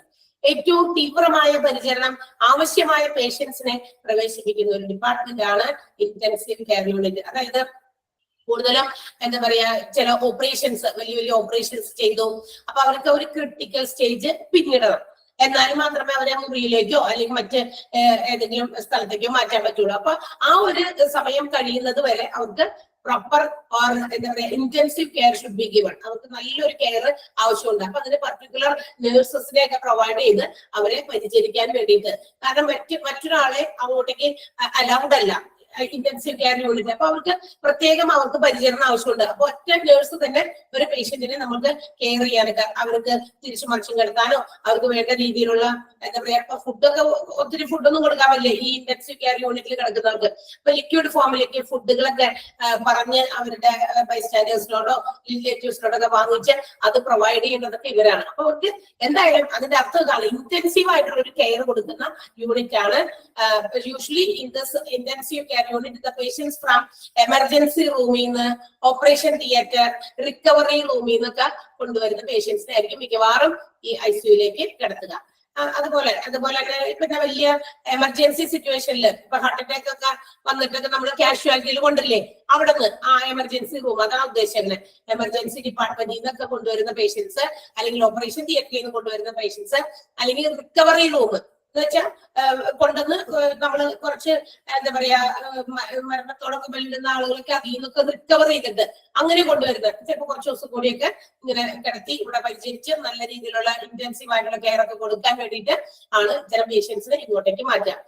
ഇനി certain patients have to be isolated. ചില പേഷ്യൻസിന് എന്ത് ചെയ്യേണ്ടി വരും? ഐസോലേറ്റഡ് ചെയ്യേണ്ടി വരും. കാരണം അവർക്ക് they need some close or individual medical attention. നല്ല രീതിയിൽ അടുത്തിരുന്ന് മെഡിക്കൽ പരിചരണങ്ങൾ നടത്തേണ്ടി വരുന്ന ചില പേഷ്യൻസ് ഈ ICUവിൽ നിന്ന് എന്ത് ചെയ്യേണ്ടി വരും? ഐസോലേറ്റഡ് റൂമിലേക്ക്. എന്താ പറയാ, ICUവിൽ കുറച്ച് ബെഡ്സ് 5-6 8 10 ഉണ്ടാകുമായിരിക്കും. It depends upon the size of the hospital. അത് ഹോസ്പിറ്റലിനെ ബേസ് ചെയ്തിരിക്കും എത്ര ബെഡുകളൊക്കെ ഇന്റൻസീവ് കെയർ യൂണിറ്റിൽ ഉണ്ടാകണം എന്നുള്ളത്. എന്നാൽ ഇതിലും പെടാതെ കുറച്ചുകൂടി കൂടുതൽ മെഡിക്കൽ അറ്റൻഷൻ പ്രൊവൈഡ് ചെയ്യണമെന്നുള്ള ഉദ്ദേശത്തോടെ ചില പേഷ്യൻസിനെ എങ്ങോട്ടേക്ക് മാറ്റും? ഐസൊലേറ്റഡ് റൂംസിലേക്ക്. അതായത് എന്താ, ഒറ്റപ്പെട്ട മുറി, എന്നിട്ട് അവരെ മാത്രമേ ഉള്ളപ്പോ അന്നേരം മനസ്സിലായി അവിടേക്ക് കൂടുതൽ പരിചരണം കൊടുക്കാൻ വേണ്ടിയിട്ടായിരിക്കും, കൂടുതൽ അറ്റൻഷൻ പ്രൊവൈഡ് ചെയ്യാൻ വേണ്ടിയിട്ടാണ് ഐസൊലേറ്റഡ് റൂംസിലേക്കും ഇതുപോലെ പേഷ്യൻസിനെ കൊണ്ടുപോകുന്നത്. നമ്മൾ നേരത്തെ പറഞ്ഞതുപോലെ ICUവിൽ എന്താണ്, വെരി ഫ്യൂ നമ്പർ ഓഫ് ബെഡ്സേ ഉണ്ടാകുള്ളൂ. വളരെ കുറച്ച് ബെഡ്സ് ഉണ്ടായിരിക്കുള്ളൂ. ആൻഡ് ഓൾസോ ഇത് ബെഡിന്റെ എണ്ണം കുറവാണെങ്കിലും സ്പെഷ്യലൈസ്ഡ് ഡോക്ടേഴ്സ്, നഴ്സസ്, പിന്നെ ആരാണ് അനസ്തെറ്റിക്സ്, അതായത് അനസ്തേഷ്യ ഒക്കെ പെട്ടെന്നൊക്കെ പ്രൊവൈഡ് ചെയ്യേണ്ട അവസ്ഥ വരും. ഈ ഐസിയുവിൽ കിടക്കുന്ന ആളുകൾക്ക് പെട്ടെന്ന് വല്ല എന്തെങ്കിലുമൊക്കെ ഓപ്പറേഷൻസോ അല്ലെങ്കിൽ പ്രൊസീജിയേഴ്സ് ഒക്കെ ചെയ്യേണ്ടി വരികയാണെങ്കിൽ അവർക്ക് പെട്ടെന്ന് അനസ്തേഷ്യ പ്രൊവൈഡ് ചെയ്യേണ്ടി വരും. അതുപോലെ തന്നെ ഫിസിയോതെറാപ്പിസ്റ്റുകൾ, അതുപോലെ ഡയറ്റീഷ്യൻസ് ഓൾസോ ഷുഡ് ബി അതിനകത്ത് എല്ലാവരും, ഈ പറയുന്ന എല്ലാവരും അതിനകത്ത് ഉണ്ടായിരിക്കണം. ഇതിന് ഈ ICU എന്ന് പറയുന്ന ഡിപ്പാർട്ട്മെന്റിൽ. കാരണം പെട്ടെന്നായിരിക്കും ഇവിടെ കിടക്കുന്ന പേഷ്യൻസിന് ഇവരെ കൊണ്ടൊക്കെ ആവശ്യം വരിക. സ്പെഷ്യലൈസ്ഡ് ഡോക്ടേഴ്സ്, അതുപോലെ nurses, physiotherapist, anaesthetics and also dietitians, ഇവരെല്ലാവരും അവിടെ നിരന്ന് അവിടെ തന്നെ ഇരിക്കണമെന്നല്ല, അറ്റ് ദ ഏർലി പോസിബിൾ ടൈമിൽ ഏത് സെക്കൻഡിൽ വിളിച്ചാലും അവരവിടെ അത് എന്താ പറയാ ആയിരിക്കണം. എല്ലാവരും അവിടെ ഉണ്ടായിരിക്കണം. പെട്ടെന്ന് ആരെയാണോ ആവശ്യപ്പെടുന്നത് അതനുസരിച്ച് അവിടെ വരേണ്ടി വരും. അപ്പൊ അതുകൊണ്ട് അതിന്റെ ചുറ്റുവട്ടത്തുനിന്ന് എവിടെയും ദൂരെയൊന്നും പോകാൻ പറ്റില്ല. ഓക്കെ, അപ്പൊ ഇവരെ എപ്പോഴും കെയർ ചെയ്യാൻ വേണ്ടിയിട്ടുള്ളവരാണ്. നഴ്സസിനോടൊപ്പം തന്നെ ഇവരും ചേർന്ന് നിൽക്കേണ്ടവരാണ്. Physiotherapist, anaesthetics, dieticians and also specialised doctors. ഇത് ഏത് വിഭാഗത്തിൽ വന്നേക്കണ പേഷ്യന്റിനാണ് ഈ ഒരു ICUയിൽ കിടത്തേക്കണേന്ന് നോക്കുക. അപ്പൊ ഹാർട്ട് സംബന്ധമായതാണോ, ഹെഡ് സംബന്ധമായതാണോ, ക്യാൻസർ സംബന്ധമായതാണോ, അപ്പൊ ഇതിന്റെയൊക്കെ സ്പെഷ്യലിസ്റ്റുകളും അവിടെ അവൈലബിൾ ആയിരിക്കണം. വിളിക്കുന്ന സമയത്ത് അവർ റെഡി ആയിരിക്കാം. കാരണം കണ്ടീഷൻ എപ്പോ വേണമെങ്കിലും മോശമാക്കാം പേഷ്യൻസിന്റെ. At that particular time itself they have to arrive, they have to consult the patient. അപ്പോഴൊക്കെ ഓടി വന്ന് അവർക്ക് കൺസൾട്ടേഷൻ പ്രൊവൈഡ് ചെയ്യേണ്ടത് വളരെ അത്യാവശ്യമാണ്. ഒരു മിനിറ്റ് ഒരു സെക്കൻഡ് കൊണ്ടും നമുക്ക് എന്ത് സംഭവിക്കാം അല്ലെ. അപ്പൊ അത്തരം കാര്യങ്ങൾ ഇല്ലാതാക്കാനായിട്ട് ഇവർ റെഡി ആയിരിക്കണം. ഓക്കെ, എന്താണെന്ന് മനസ്സിലായോ? Critical care unit, intensive care unit, intensive treatment unit, 3 പേരുകളുണ്ട്. ക്ലിയർ ആയോ? സംശയം ഉണ്ടാകെങ്കിലും ഓക്കെ, അത് രണ്ടൊന്ന് വായിച്ചു നോക്കിയേ. അനസ്തേഷ്യോളജിയും ക്രിട്ടിക്കൽ കെയർ യൂണിറ്റ് മാത്രം ഒന്ന് വേഗം വായിച്ചേ, എന്നിട്ട് അടുത്ത ഡിപ്പാർട്ട്മെന്റ് പറയാം. ഇതിനകത്തൊന്നും നമുക്ക് എക്സ്ട്രാ നമുക്ക് എഴുതി വെക്കാൻ നോട്ടൊന്നും ഇല്ല കേട്ടോ ഇന്ന്. ഇതിനകത്ത് ഈ രണ്ടിലും ഇല്ല. Anaesthesiology what ever it is given അവിടെ തന്നേക്കണ നോട്ട് തന്നെ. അതുപോലെ ക്രിട്ടിക്കൽ കെയർ യൂണിറ്റിലും എക്സ്ട്രാ നോട്ടൊന്നും ആവശ്യമില്ല. കാരണം അതിനകത്ത് ഓൾറെഡി എല്ലാ കാര്യവും വ്യക്തമായിട്ട് പറഞ്ഞിട്ടുണ്ട്. അത് മാത്രമേ ഉള്ളൂ. നമുക്ക് ജസ്റ്റ് ഒന്ന് കണ്ണോടിച്ച് വായിക്കാം. പറഞ്ഞ കാര്യങ്ങളൊക്കെ അവിടെ ഉണ്ടോന്നൊന്ന് നോക്കിയേ.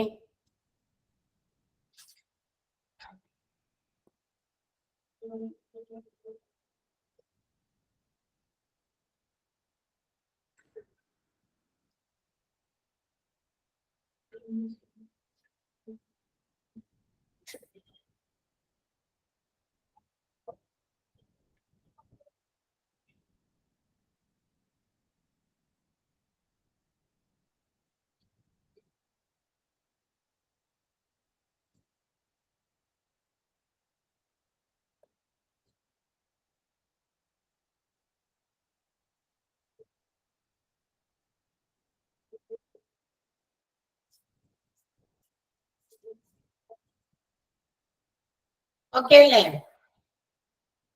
വായിച്ചു കഴിഞ്ഞോ? എല്ലാം ഉണ്ടല്ലോ അവിടെ? പറഞ്ഞതൊക്കെ ഇല്ലേ? അറിയാത്തതായിട്ട് വല്ലതും ഉണ്ടോ അതിനകത്ത്? ഇല്ലല്ലോ.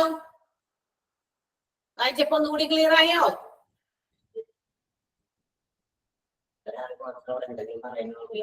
ഓക്കെ, നല്ല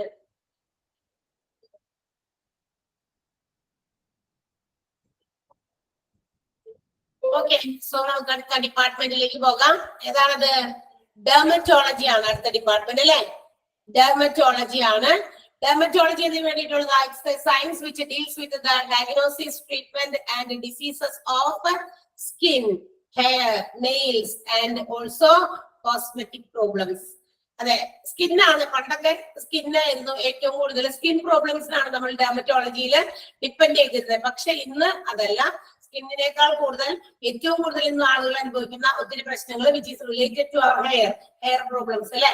ഹെയർ ലോസ്, അതുപോലെ ഹെയർ ഫോള്, പിന്നെ എന്താ പറയാ നെയിൽ പ്രോബ്ലംസ്, നഖവുമായി ബന്ധപ്പെട്ട പ്രശ്നങ്ങൾ. ഈ നഖത്തിനൊക്കെ ഒരു പർട്ടിക്കുലർ നിറമുണ്ട്. ഒരു ലൈറ്റ് ആയിട്ടുള്ള ഒരു റോസ് കളറാണ് അല്ലെ, പിങ്ക് കളറാണ്. പക്ഷെ അതിന്റെ നഖത്തില് ചില കളർ ചേഞ്ചസ് ചിലരിൽ വരാറുണ്ട്. മാത്രമല്ല നഖത്തില് പലതരത്തിലുള്ള ഇൻഫെക്ഷൻസ് വരുന്നവരുണ്ട്. അപ്പൊ ഇത്തരം പ്രോബ്ലംസിന് മാത്രമല്ല ഇന്ന് a wide range of problems which is relating to our cosmetic products, അതായത് നമ്മൾ പലതരത്തിലുള്ള കോസ്മെറ്റിക് പ്രോഡക്റ്റുകൾക്ക് ഉപയോഗിക്കുന്നത് കൊണ്ട് ഉണ്ടാകുന്ന നമ്മുടെ സ്കിന്നിന്റെ പ്രോബ്ലംസ്. ഇത് ഒരുപാട് ഇതുവരെ പ്രോഡക്റ്റ് ഒക്കെ ഉപയോഗിച്ചു, സ്കിന്നൊക്കെ സ്ട്രക്ചർ മാറിപ്പോവുക, ഒത്തിരി പിമ്പിൾസ് വരിക, അല്ലെങ്കിൽ ചുവന്ന പാട് വരിക, ഒത്തിരി സ്കിൻ പ്രോബ്ലംസും ഈ പറയുന്ന ഫേഷ്യൽ ആയിട്ട് സംബന്ധിച്ചിട്ടുള്ള പ്രോബ്ലംസ് ഇന്ന് ഒത്തിരി പേര് സഫർ ചെയ്യുന്നുണ്ട്. അത്തരം എല്ലാ പ്രോബ്ലംസും സോൾവ് ചെയ്യാനുള്ള ഡിപ്പാർട്ട്മെന്റ് കൂടിയാണ് നമ്മുടെ ഡെർമറ്റോളജി എന്ന് പറയുന്നത്. All type of disorders which is relating to skin, hair, then nail and also venereal diseases. Venereal diseases എന്ന് പറയുമ്പോൾ നമ്മുടെ സെക്ഷൽ ഡിസീസസ് ആണ്. അതായത് ലൈംഗികപരമായിട്ടുണ്ടാകുന്ന ആ ഒരു റിലേഷനിൽ ഉണ്ടാകുന്ന ചില ബുദ്ധിമുട്ടുകൾ, അങ്ങനെയുള്ള ഇൻഫെക്ഷൻസ് ഒക്കെ ഉണ്ടാകും ചിലർക്ക്.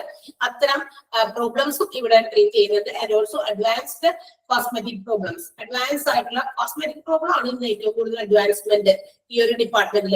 കാരണം ഇന്ന് നേരത്തെ പറഞ്ഞതുപോലെ തന്നെ ബ്യൂട്ടി കോൺഷ്യസ് ആയിട്ടുള്ള ആളുകളാണ് കൂടുതലും. അപ്പൊ അവരുപയോഗിക്കുന്ന ക്രീമുകൾ അല്ലെങ്കിൽ മറ്റേതെങ്കിലും തരത്തിലുള്ള പ്രോഡക്റ്റുകളൊക്കെ ഉപയോഗിക്കുമ്പോൾ കാണുന്നത് പരസ്യമൊക്കെ ഇങ്ങനെ കാണുമ്പോ അതിനകത്ത് പറയുന്ന പോലെ തന്നെ ആയി പോകുന്നു വിചാരിച്ചിട്ട് നമ്മൾ വാങ്ങിക്കുമല്ലോ, അല്ലെ? പരസ്യങ്ങൾക്ക് ഇന്ന് യാതൊരു ക്ഷാമവും ഇല്ല. അപ്പൊ ഇവരിങ്ങനെ ഓരോന്ന് കാണിക്കും. എന്നിട്ട് എന്താ പറയാ, ഒരുപാട് പരസ്യങ്ങൾ നമുക്ക് ഇവിടുത്തെ പറഞ്ഞതും ഒക്കെ നമ്മൾ കേട്ടിട്ടുണ്ട്, പിള്ളേരൊക്കെ പറഞ്ഞുകൊണ്ട് എടുക്കണേ, അല്ലെ? അപ്പൊ ആ ഒരു സംഭവമൊക്കെ വാങ്ങിക്കും. എന്നിട്ട് എന്താ പറയാ, അവസാനം അതിന്റെ ആഫ്റ്റർ ഇഫക്റ്റുമായിട്ട് ഇങ്ങനെ നടക്കും. അയ്യോ, എനിക്ക് അത് തയ്ച്ചപ്പോ ഇങ്ങനെയായി, ഇങ്ങനെ വന്നു എന്നൊക്കെ പറഞ്ഞിട്ട്. അതുപോലെ ഹെയർ ലോസ്, ഹെയർ ഫോളും അതെ, പെണ്ണുങ്ങളെക്കാൾ കൂടുതൽ ആൺപിള്ളേരില്ല. മുടീനെ ഭയങ്കരമായിട്ട് കെയർ ചെയ്യുന്നു. ഒരെണ്ണം കൊഴിഞ്ഞു എണ്ണും അത് വെച്ചിട്ട്, ഇത് ഒരെണ്ണം കൊഴിഞ്ഞു, അത് 50 ആയോ നോക്കും, അല്ലെ? അതൊക്കെ അങ്ങനെയൊക്കെയാണ്. നിങ്ങൾ ശ്രദ്ധിച്ചാൽ ഈ ആൺപിള്ളേരിൽ ഇന്ന് ഏറ്റവും കൂടുതൽ അവര് കെയർ ചെയ്യുന്ന ഒരു സാധനമാണ് അവരുടെ മുടീനെ. അപ്പൊ പെൺപിള്ളേര് കെയർ ചെയ്യുന്നതിനേക്കാളും കൂടുതൽ ട്രീറ്റ്മെന്റുകളും ഹെയർ ട്രീറ്റ്മെന്റുകളും ഒക്കെയാണ് അവര് സ്വന്തമായിട്ടൊക്കെ അവരുടെ വീടുകളിൽ തന്നെയാണെങ്കിലും ചെയ്യാം. അപ്പൊ ഇതൊക്കെ പ്രോബ്ലംസ് ഉണ്ട്. അപ്പൊ ഇതിനൊക്കെ എന്തെങ്കിലും തരത്തിലുള്ള പ്രോബ്ലംസ് വന്നു കഴിഞ്ഞാൽ അതിനുള്ള സൊല്യൂഷൻ ആണ് നമ്മുടെ ഡെർമറ്റോളജിയിൽ പ്രൊവൈഡ് ചെയ്യുന്നത്. ആൻഡ് ഓൾസോ ഇതിന് special services also is provided by dermatology. ഈ ഡിപ്പാർട്ട്മെന്റ് കുറച്ച് സ്പെഷ്യൽ സേവനങ്ങളും ലഭ്യമാക്കുന്നുണ്ട്. അത് ഏതൊക്കെയാണ്? ആക്നെ, സ്കാർ, അതുപോലെ pigmentation, vitiligo, hair loss, hair fall, unwanted hair, moles, warts, wrinkling and aging skin. ഇതിനും വേണ്ടിയിട്ടുള്ള ട്രീറ്റ്മെന്റുകളൊക്കെ പ്രൊവൈഡ് ചെയ്യുന്നത്. എന്തൊക്കെ സാധനങ്ങളൊക്കെ പേരൊക്കെ കേട്ടിട്ട് എന്തൊക്കെയോ ആണെന്ന് തോന്നുന്നുണ്ട്. ആക്നെ എന്താ? ആക്നെ മുഖക്കുരു, അല്ലെ? അപ്പൊ ആക്നെ, സ്കാർ, ഈ പല പാടുകളൊക്കെ ജനിച്ചപ്പോഴൊക്കെ കുറെ പാടുകളൊക്കെ, ചില ഈ എന്താ പറയാ, നമ്മള് വീഴ്ചയിലൊക്കെ കുഞ്ഞു തുന്നലൊക്കെ എടുത്തേ പണ്ട് കാലത്ത് ഒന്നുമില്ല, ആൾക്കാർക്ക് അതിനെ കുറിച്ചൊന്നും യാതൊരു ബോധവും ഇല്ല.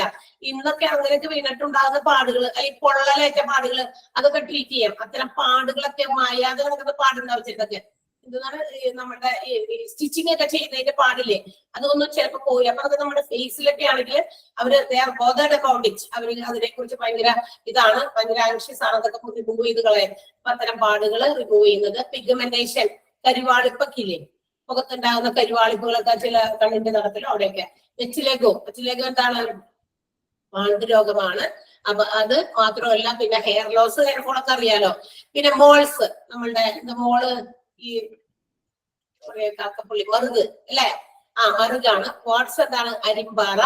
അതുപോലെ റിംഗ്ലിംഗ് ആൻഡ് ഏജിങ് സ്കിൻ, അത് രണ്ടും ഏകദേശം, അതായത് നമ്മളുടെ പ്രായം ആകുന്നത് കൊണ്ടുണ്ടാകുന്ന സ്കിന്നിന്റെ സ്ട്രക്ചറിൽ ഉണ്ടാകുന്ന മാറ്റം, അതുവരെ ഇന്ന് പരിഹരിക്കപ്പെട്ട് കൊടുക്കുന്നുണ്ട്. അതുകൊണ്ടാണ് നമുക്കറിയാം കുറെ സെലിബ്രിറ്റീസ് അല്ലെങ്കിൽ ഫിലിം സൂപ്പർ സ്റ്റാറുകളൊക്കെ അവരുടെ സ്കിന്നൊക്കെ അവർ എത്ര ഏജ് ആയാലും അവർ ഇന്നും അവരുടെ ആ ഒരു എന്താ പറയാ യൗവനത്തിന്റെ പോലെ കാത്തു സൂക്ഷിക്കുന്ന അവരുടെ സ്കിൻ. നമുക്കറിയാം വയസ്സാകുമ്പോൾ തീർച്ചയായിട്ടും സ്കിന്നൊക്കെ ഇച്ചിരി റിങ്കിൾ ചെയ്യും, അതായത് ചുളിവുകളൊക്കെ വരും, അല്ലെ? പക്ഷെ അതൊക്കെ വരാതിരിക്കാനുള്ള ട്രീറ്റ്മെന്റുകൾ ഇന്ന് ഡെർമറ്റോളജി ഇഷ്ടംപോലെ പ്രൊവൈഡ് ചെയ്യുന്നുണ്ട്. അതുകൊണ്ടാണല്ലോ ഇത്തരം നമ്മളും അവരുടെ ഏജിലുള്ള ആളുകളുമായിട്ട് കമ്പയർ ചെയ്യുമ്പോൾ നമ്മളവിടെ കിടക്കുന്നത് അവരവിടെ കിടക്കുന്നത് തോന്നും നമുക്ക്, അല്ലെ? അവർക്ക് ചെറിയ പ്രായം പോലെ തോന്നും, നമ്മൾക്ക് വലിയ പ്രായം പോലെ തോന്നും. സോ ഇതൊക്കെ കുറെയൊക്കെ നമ്മളുടെ ഇത്തരം ടെക്നോളജി ഡെവലപ്മെന്റ് കൊണ്ടുണ്ടായ മാറ്റങ്ങളാണ്. ഡെർമറ്റോളജി ഇതിനൊക്കെ ഇന്ന് ചികിത്സകളുണ്ട്, നമുക്കൊക്കെ അറിയാതെ പോകരുത് ഇതൊന്നും. അപ്പോ എന്നും യങ് ആയിട്ടിരിക്കാൻ കൂടി ഹെൽപ്പ് ചെയ്യുന്ന ഒരു ഡിപ്പാർട്ട്മെന്റ് ആണ് ഡെർമറ്റോളജി എന്ന് പറയുന്നത്. സോ ഡെർമറ്റോളജി എന്താണ്? സ്കിൻ, ഹെയർ, നെയിൽസ് എന്നീ കാര്യങ്ങളിൽ സ്പെഷ്യലൈസ് ചെയ്തിരിക്കുന്ന ഡിപ്പാർട്ട്മെന്റ് ആണ്. Dermatological problems, disorders of our skin, hair, nails and also venereal diseases, ലൈംഗികപരമായിട്ടുള്ള രോഗങ്ങള്, അതും ഇതുപോലെ തന്നെ ഇത് മാനേജ് ചെയ്യുന്നവര് മാത്രമല്ല, എന്താ പറയാ, നമ്മുടെ acne, scars, pigmentation, hair fall, hair loss, wrinkled and ageing skin, പിന്നെ മോൾസ്, വാട്സ്, അരിമ്പാറ, അതിനുള്ള ചികിത്സകളും ഇന്ന് ഡെർമറ്റോളജി പ്രൊവൈഡ് ചെയ്യുന്നുണ്ട്. കിട്ടിയോ? മനസ്സിലായോ? ഇതിന്റെ വാക്കുകളുടെ മീനിങ്ങുകൾ കുറച്ച് മാത്രമേ നോക്കാനുള്ളൂ. ബാക്കിയൊക്കെ അവിടെ പറഞ്ഞിരിക്കുന്ന കാര്യം മാത്രമേ ഉള്ളൂ. എക്സ്ട്രാ നോട്ട് ഇല്ല. ചില വേർഡ്സ് ഉണ്ട് അവിടെ. ആഗ്മേ, മുഖക്കുരു, അതൊക്കെ ഒന്ന് വേണമെങ്കിൽ അവിടെ എഴുതി വെച്ചേക്ക്. വേഗം തന്നെ നോട്ടിൽ തന്നെ എഴുതിയാലും മതി. നിങ്ങളുടെ കയ്യിൽ പ്രിന്റഡ് നോട്ട് ഉണ്ടെങ്കിൽ അവിടെ എഴുതി വെക്കാം, അല്ലാത്തൊരു നോട്ട്ബുക്കിൽ എഴുതി വെക്കാം. ആഗ്മേ, മുഖക്കുരു, മുഖക്കുരു, അത് വേഗം എഴുതി വെച്ചേക്ക് കേട്ടോ. അപ്പൊ പിന്നെ അടുത്ത ഡിപ്പാർട്ട്മെന്റ് വേഗം എടുത്ത് പോകാം. ഇതൊക്കെ ആ നോട്ടുള്ളത് മാത്രം പഠിച്ചാൽ മതി. വേറെ അതിന്റെ പുറത്തുനിന്നൊന്നും വേറെ ഇല്ല. ഈ കാർഡിയോളജി ഒക്കെ മെയിൻ പാർട്ടല്ലേ, അതുകൊണ്ടാണ് അതിനകത്തൊക്കെ കുറെ നോട്ട് വന്നത്. അങ്ങനെയുള്ള മെയിൻ അവയവങ്ങളിനകത്ത് ഉണ്ടാകുന്ന ചില നോട്ട്സ് നമ്മൾ എക്സ്ട്രാ ചെയ്തിരിക്കുന്നത് അതിന് വേണ്ടിയിട്ടാണ്. ആക്നെ, മുഖക്കുരു, ആക്നെ, ആക്നെ. അതുപോലെ സ്കാർ, SCAR, സ്കാർ, പാട്, പാട്, പാണ്ടല്ല പാട്, പാട്. എന്തെങ്കിലുമൊക്കെ മുറിവുകൾ പണ്ട് വന്നിട്ട് ആ മായാതെ കിടക്കുന്ന പാടുകളൊക്കെ ഉണ്ടാവില്ലേ, അതിനാണ് ഉദ്ദേശിക്കുന്നത് സ്കാർന്ന്. പിഗ്മെന്റേഷൻ, കരുവാളിപ്പ്, പിഗ്മെന്റേഷൻ, പിഗ്മെന്റേഷൻ, കരുവാളിപ്പ്. മലയാളം വേർഡ് ഒന്ന് വെറുതെ എഴുതി വെച്ചേക്ക്. ഈ പുതിയ വാക്കുകളാണെങ്കിൽ അറിഞ്ഞിരിക്കാലോ. എല്ലാവർക്കും ചിലവർക്കൊക്കെ അറിയാവുന്നവരുണ്ട്, അവർ രീതിയിലും കുഴപ്പമൊന്നുമില്ല. കോമൺ ആയിട്ട് അറിയില്ലാത്തവർക്ക് വേണ്ടിയിട്ട് അതൊന്ന് പറഞ്ഞു എന്ന് മാത്രം. വിറ്റിലേഗോ, വിറ്റിലേഗോ, പാണ്ഡുരോഗം. നമ്മുടെ കഴിക്കുന്ന ഭക്ഷണങ്ങളുടെയും നമ്മൾ ജീവിക്കുന്ന ചുറ്റുപാടിന്റെയും ലൈഫ് സ്റ്റൈലൊക്കെയാണ് ഒരുവിധമൊക്കെ ഇത് ഈ പറയുന്ന പാണ്ഡുരോഗവും അതുപോലെ തന്നെ ഒരു എന്താ പറയാ ഒരു കോമൺ ഡിസീസ് പോലെയൊക്കെ വന്ന് കാണുന്നുണ്ട്. അതൊക്കെ ആഹാരക്രമത്തിന്റേതോ മറ്റെന്തെങ്കിലുമൊക്കെ പ്രശ്നങ്ങളൊക്കെ ആയിരിക്കാം പാണ്ഡുരോഗം. മറ്റേതൊക്കെ അറിയാലോ, അൺവാണ്ടഡ് ഹെയർ ഒന്നും ആവശ്യമില്ലാത്തവർക്ക് നമുക്ക് രോഗ വളർച്ച അതും ഇന്ന് റിമൂവ് ചെയ്യാനുള്ള ട്രീറ്റ്മെന്റുകൾ ഡെർമറ്റോളജിയിലുണ്ട്. Moles, മോളം നെയ്യേക്കാം, മറുക്, mall, മറുക്. What's, അരിമ്പാറ, WARTS, what's, അരിമ്പാറ. Ringling and ageing skin എന്ന് പറഞ്ഞു കഴിഞ്ഞാൽ ചുളിവുകളുള്ള സ്കിന്നാണ്, ആവശ്യമില്ല. വാട്സ്, അരിമ്പാറ കേട്ടാ. ക്ലിയർ ആണല്ലോ? ഡെർമറ്റോളജി, അനസ്തേഷ്യോളജി പറഞ്ഞു, ക്രിട്ടിക്കൽ കെയർ യൂണിറ്റ് പറഞ്ഞു, ഡെർമറ്റോളജി പറഞ്ഞു. ആക്നെ, മുഖക്കുരു, മുഖക്കുരു.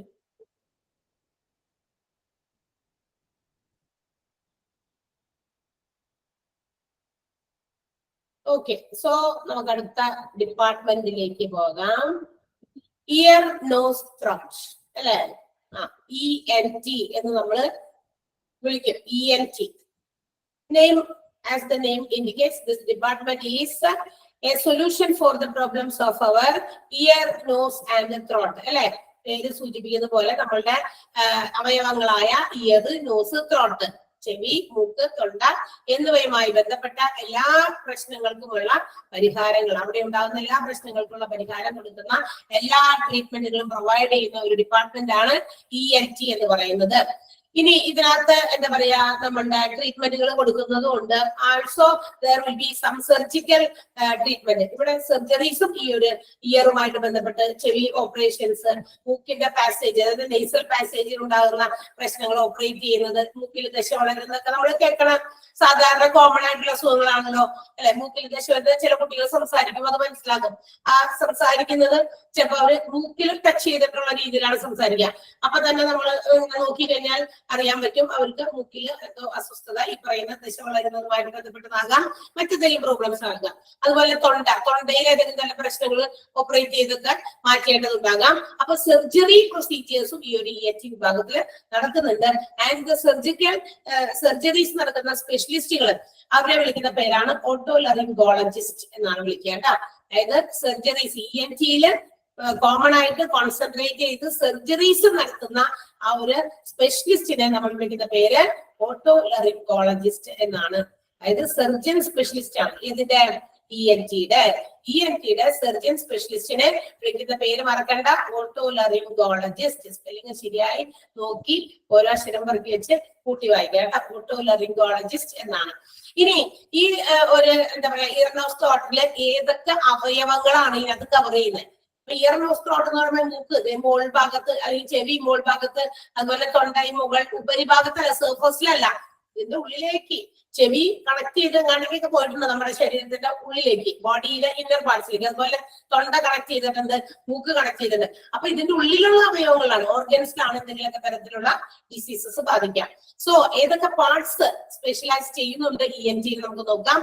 അത് ear, nose, nasal passage. Nasal passage ശ്വാസം എടുക്കുമ്പോൾ അതിങ്ങനെ കടന്നു പോകാൻ ഒരു വഴിയുണ്ടല്ലോ, ആ പാസേജ് മൊത്തം. സയൻസസ്, ലാരിങ്സ്, അതായത് നമ്മുടെ വോയിസ് ബോക്സ്. നമ്മളിങ്ങനെ വാ ഇങ്ങനെ അനക്കിയാൽ സൗണ്ട് വരില്ല അല്ലെ? വാ നമ്മൾ അനക്കുമ്പോ സൗണ്ട് കൂടി വരണമെങ്കിൽ ഈ സൗണ്ട് പ്രൊഡ്യൂസ് ചെയ്യുന്ന ഒരു ബോക്സ് ഇതിന്റെ ഉള്ളിലുണ്ട്. അത് എന്താണ്? സയൻസസ് ലാരിങ്സ് എന്ന് പറയുന്ന വോയിസ് ബോക്സ് ആണ്. അതിനകത്ത് പ്രശ്നങ്ങളുള്ളവരുണ്ട് ജന്മനാ തന്നെ. അപ്പൊ ഈ സൗണ്ട് വേരിയേഷൻസ് ഒക്കെ വരും. നമ്മൾ ഒരു കുട്ടികളായിരിക്കുമ്പോൾ ഉണ്ടാകുന്ന സൗണ്ട് ആയിരിക്കില്ല വലുതാകുമ്പോൾ വരിക അല്ലെ? സൗണ്ട് മാറും. കുട്ടിയിൽ നിന്നും നമ്മുടെ വളർച്ചയുടെ പൂർണ്ണതയിലേക്ക് എത്തുമ്പോഴേക്കും ഏകദേശം സൗണ്ടിൽ വലിയ പല പല വേരിയേഷൻസ്. വേണമെങ്കിൽ നമ്മളൊക്കെ സൗണ്ട് എടുത്തിട്ട് അതൊന്ന് എവിടെയെങ്കിലും സേവ് ചെയ്ത് വെച്ച് കഴിഞ്ഞാൽ കുറെ കഴിയുമ്പോൾ, ഇപ്പൊ നമ്മുടെ കുട്ടികളെ നമുക്ക് അങ്ങനെ നോക്കാൻ പറ്റും. പക്ഷെ പണ്ട് നമുക്കതൊന്നും സാധ്യമായിരുന്നില്ല, നമ്മുടെ സൗണ്ടിൽ എന്ത് വേരിയേഷൻ വന്നേക്കണേന്ന്. ബിക്കോസ് ഇന്ന് അതിനുള്ള ഡിവൈസുകളുണ്ട്, ഇതൊക്കെ റെക്കോർഡ് ചെയ്തിട്ട് നമ്മുടെ കുട്ടികൾ എന്തെങ്കിലുമൊക്കെ ചെയ്യുമ്പോൾ അതൊക്കെ വീഡിയോ ഒക്കെ പിടിച്ചു വയ്ക്കും. ഇത് കുറെ കഴിഞ്ഞ് കുറച്ച് കഴിയുമ്പോൾ ഇതൊക്കെ എടുത്ത് അവരെ കാണിക്കുമ്പോൾ ഇത് എന്റെ സൗണ്ട് തന്നെയാണോ എന്ന് അവർക്ക് തോന്നും. അപ്പൊ അത്തരം മാറ്റങ്ങൾ ഉണ്ട്. അപ്പൊ ഈ സൗണ്ടിന് ഇതിങ്ങനെ പുറത്തേക്ക് വരണമെങ്കിൽ അവിടെ എന്തോ ഉണ്ട് അല്ലെ? അതാണ് നമ്മുടെ സയൻസസ് ലാരിങ്സ് എന്ന് പറയുന്ന വോയിസ് ബോക്സ്. അതിനുണ്ടാകുന്ന കംപ്ലൈന്റ് ഓറൽ ക്യാവിറ്റി, നമ്മുടെ പല്ലുകളുടെ അകത്തുണ്ടാകുന്ന കോഡുകള്, പിന്നെ എന്താ പറയാ മൗത്ത്, വായിക്കകത്തുണ്ടാകുന്ന ചില അസുഖങ്ങള്, ത്രോട്ടിനകത്തുണ്ടാകുന്ന അസുഖങ്ങള്, മാത്രമല്ല നമ്മുടെ full structure of our neck and face, കഴുത്ത്, ഈ ഫേസ്, ഈ ഭാഗത്തുണ്ടാകുന്ന പല ഡിസോർഡേഴ്സിനെയും സംബന്ധിക്കുന്ന അതൊക്കെയാണ് അവയവങ്ങൾ. അപ്പൊ ആ പറഞ്ഞേക്കുന്ന അവയവങ്ങളുടെ പേരുകൾ ഓർത്തിരിക്കുക. ഏതൊക്കെ വിഭാഗത്തിലാണ് സ്പെഷ്യലൈസ് ചെയ്തിരിക്കുന്ന ENT എന്ന് ഓർക്കുക. Ear, nose, nasal passage, sinuses, larynx അതായത് voice box, oral cavity, throat, മാത്രമല്ല അവർ ഫേസ് ആൻഡ് നെക്ക് സ്ട്രക്ചറിൽ ഉൾപ്പെടുന്ന എല്ലാം. ഇതെല്ലാം ട്രീറ്റ് ചെയ്യുന്നത് നമ്മുടെ ENT-യിലാണ്. ആ ഓരോന്നിന്റെ പേര് ഓർത്തിരുന്നാൽ മതി. അതിന്റെ ഒപ്പം ENT സർജറി നടത്തുന്ന ENT സ്പെഷ്യലിസ്റ്റിന്റെ പേര് മറക്കണ്ട, ഓട്ടോലറിംഗോളജിസ്റ്റ് എന്നാണ്. ഓക്കെ, ഇനി ഏതൊക്കെ തരത്തിലുള്ള എയിൽമെന്റുകളാണ്, ട്രീറ്റ്മെന്റുകളാണ് ഈ ഡിപ്പാർട്ട്മെന്റ് പ്രൊവൈഡ് ചെയ്യുന്നത് നമുക്ക് നോക്കാം. കുറച്ച് ട്രീറ്റ്മെന്റുകളുടെ പേരുകൾ അവിടെ എടുത്തു പറയുന്നുണ്ട്. ഒന്ന് general ear nose throat problems, അതായത് നമ്മുടെ സാധാരണ ഉണ്ടാകുന്ന ചെവി, മൂക്ക്, തൊണ്ട ഇതിലുണ്ടാകുന്ന അസുഖങ്ങൾ, ഡിസീസസ്. സാധാരണഗതിയിൽ ഉണ്ടാകുന്ന പല അസുഖങ്ങളുണ്ട്. ഇപ്പൊ ചെവി വേദന, ചെവി പൊട്ടല്, ചെവിയിൽ നിന്ന് എന്തെങ്കിലും തരത്തിലുള്ള ലിക്വിഡ് വരില്ല. പണ്ടൊക്കെ അതൊക്കെ കോമൺ ആയിരുന്നു കുട്ടികളിലൊക്കെ കാണുന്നത്. ഇന്നൊക്കെ അതൊന്നും ഇല്ല പ്രത്യേകിച്ച് വലിയ കാര്യമായിട്ട്. പക്ഷെ എങ്കിലും ചില അപൂർവം ചില റെയർ കേസസിൽ ഉണ്ടാകാൻ സാധ്യതയുണ്ട്.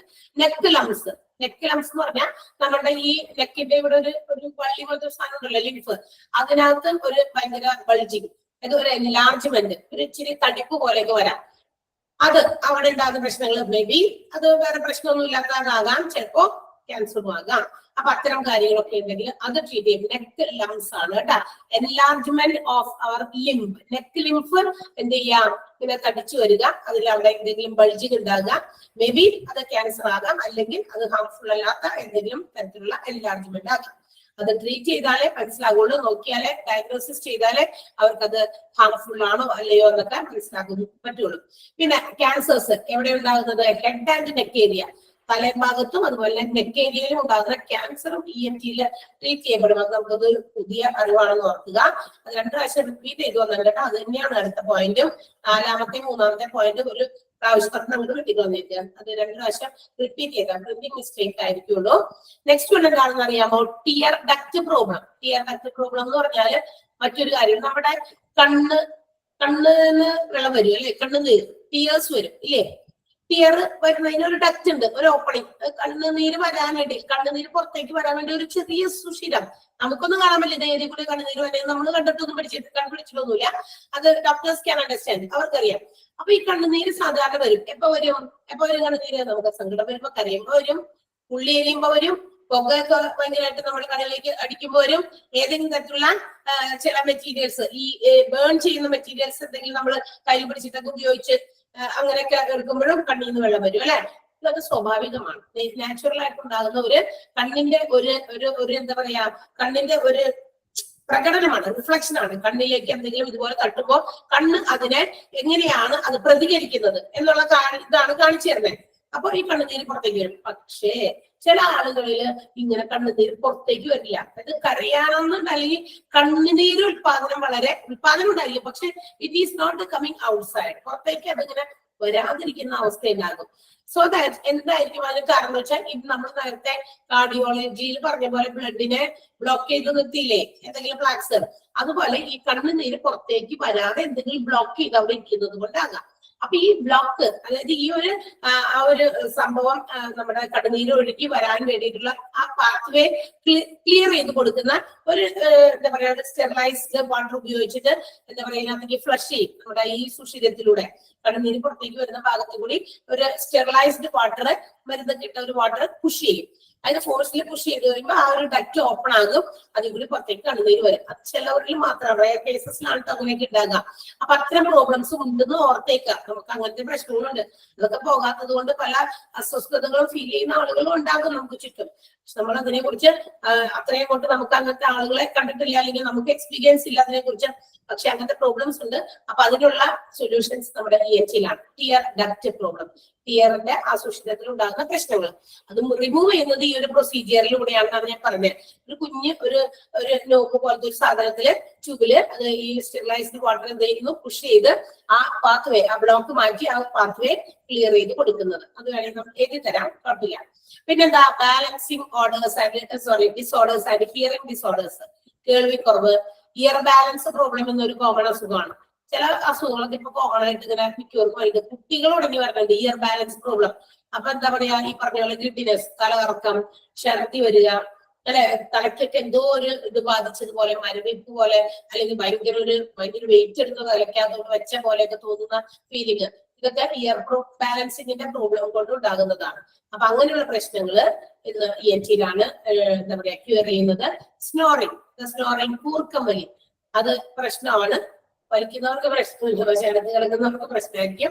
ചിലര് അത് വേണ്ടാന്ന് വെക്കാൻ, അല്ലെങ്കിൽ അത് ട്രീറ്റ് ചെയ്ത് മാറ്റാനൊക്കെ ഉദ്ദേശിക്കുന്നുണ്ടെങ്കിൽ ഇവിടെ അതിനുള്ള സൗകര്യങ്ങൾ ഉണ്ടെന്നുള്ളത് ഓർക്കുക. പിന്നെ ENT allergy problems, ear, nose, throat കൊണ്ടുണ്ടാകുന്ന പലതരത്തിലുള്ള അലർജി കൊണ്ടുണ്ടാകുന്ന ഡിസീസസ്, അലർജി പ്രോബ്ലംസ്, അതും ഇവിടെ ട്രീറ്റ് ചെയ്യുന്നുണ്ട്. പിന്നെന്താ, സലൈവറി ഗ്ലാൻഡ് ഡിസീസസ്, സലൈവ എന്താണ്, ഉമിനീര് അല്ലെ, നമ്മുടെ ഡൈജഷന്റെ പ്രക്രിയയിൽ ഏറ്റവും കൂടുതൽ സഹായിക്കുന്ന ഒരു എന്താ പറയാ സാധനമാണ് നമ്മളുടെ സലൈവ എന്ന് പറയുന്നത്, ഉമിനീര്. നമ്മൾ വായിലിട്ട് ചവച്ചരയ്ക്കുന്ന ആ വസ്തുവിനെ കുഴമ്പ് രൂപത്തിലാകുന്നത് നമ്മുടെ പ്രൊഡ്യൂസ് ചെയ്യപ്പെടുന്ന സലൈവയാണ്. ചിലപ്പോൾ ഈ സലൈവ ഉൽപ്പാദിപ്പിക്കുന്ന ഗ്ലാൻഡിൽ എന്തെങ്കിലും പ്രശ്നം ഉണ്ടെങ്കിൽ സലൈവ ശരിയായ രീതിയിൽ ഉൽപ്പാദിപ്പിക്കപ്പെടില്ല. അന്നേരം പ്രശ്നമാണ്, അത് ഡൈജഷനെ നന്നായി ബാധിക്കും. അപ്പൊ ഇത് പ്രോബ്ലം നമുക്ക് ട്രീറ്റ് ചെയ്ത് മാറ്റാം ENT-ല്. ആൻഡ് വോയിസ് ഡിസോർഡേഴ്സ്, വോയിസിലുണ്ടാകുന്ന വ്യതിയാനങ്ങൾ, സൗണ്ട് ഭയങ്കരമായിട്ട് കുറഞ്ഞു പോകുക, ചിലർക്ക് സംസാരിച്ച് സൗണ്ട് ഒട്ടും തന്നെ ഇല്ലാണ്ടായി മാറുക, അങ്ങനെയുള്ള പ്രോബ്ലംസ് ഉണ്ടെങ്കിലും ENT-ലാണ്. അപ്പൊ variety of ailments is provided under ENT. ENT-ൽ ഒരുപാട് ട്രീറ്റ്മെന്റുകൾ പ്രൊവൈഡ് ചെയ്യുന്നുണ്ട്. ഒന്നുകൂടി ഓർക്കുക, ഏതൊക്കെയാണ്? General, ear, nose, throat diseases, neck, lumps, cancers on the part of our head and face, neck area. With the tear duct problem, balancing and hearing disorders, snoring, ENT allergy problems, salivary gland diseases and voice disorders. Clear ayo? മനസ്സിലായോ ENT എന്താണെന്ന്? എന്തെങ്കിലും സംശയം ഉണ്ടോ? അറിയേ? ഇല്ലെങ്കിൽ നമുക്ക് neck ലംബ എന്താണെന്ന് ഒന്ന് എഴുതി വെക്കാം. പെട്ടെന്ന് എഴുതിക്കോ, സമയം അതിന്റെ പീക്കിലെത്തി. പ്ലീസ് ഒന്ന് വേഗം എഴുതാട്ടാ. നെക്ക് ലംബ് എന്താണെന്ന് എഴുതാം. Neck lump, ear, nose, throat എന്ന് എഴുതിയിട്ട് വേണം എഴുതാൻ. ENT എന്ന് എഴുതാം. എന്നിട്ട് ഒരു ഹൈഫൻ ഇട്ടിട്ട് നെക്ക് ലംബ് എന്ന് എഴുതാം. NECK, neck lump. enlarged, ENLARGED, enlarged lymph, LYMPH, lymph. Caused by സാധാരണയായിട്ട് ഇൻഫെക്ഷൻസ് കൊണ്ടാണ്, ബാക്ടീരിയ വൈറൽ ഇൻഫെക്ഷൻസ് കൊണ്ടാണ് ഇത് ഉണ്ടാകുക, അല്ലെങ്കിൽ ചിലപ്പോൾ ക്യാൻസർ ആണ്. Enlarged lymph caused, CAUSED, caused by bacteria, comma, viral infections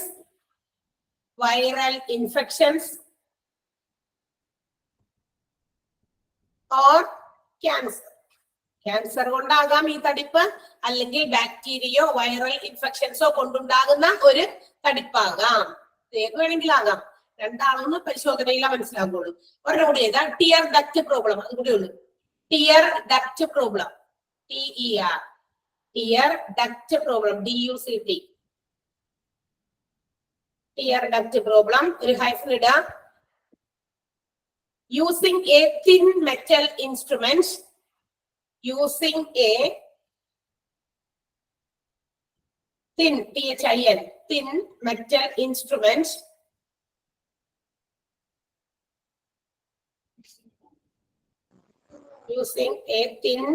metal instrument through the tear duct, TUCT,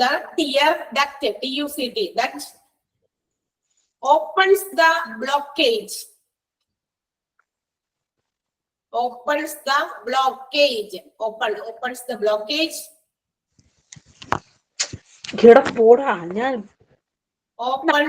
blockage by flushing, FLUSHING,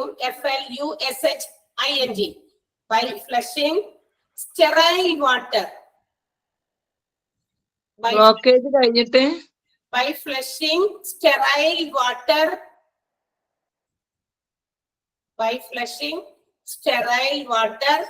to make the pathway clear, ആ വഴി clear ആക്കി കൊടുക്കാൻ വേണ്ടിയിട്ട് ചെയ്യുന്ന ഒരു സ്റ്റെറൈൽ വാട്ടർ ഉപയോഗിച്ച് ഫ്ലഷ് ചെയ്ത് സ്റ്റോപ്പ് ചെയ്യുന്ന ഒരു കാര്യമാണ് കേട്ടോ.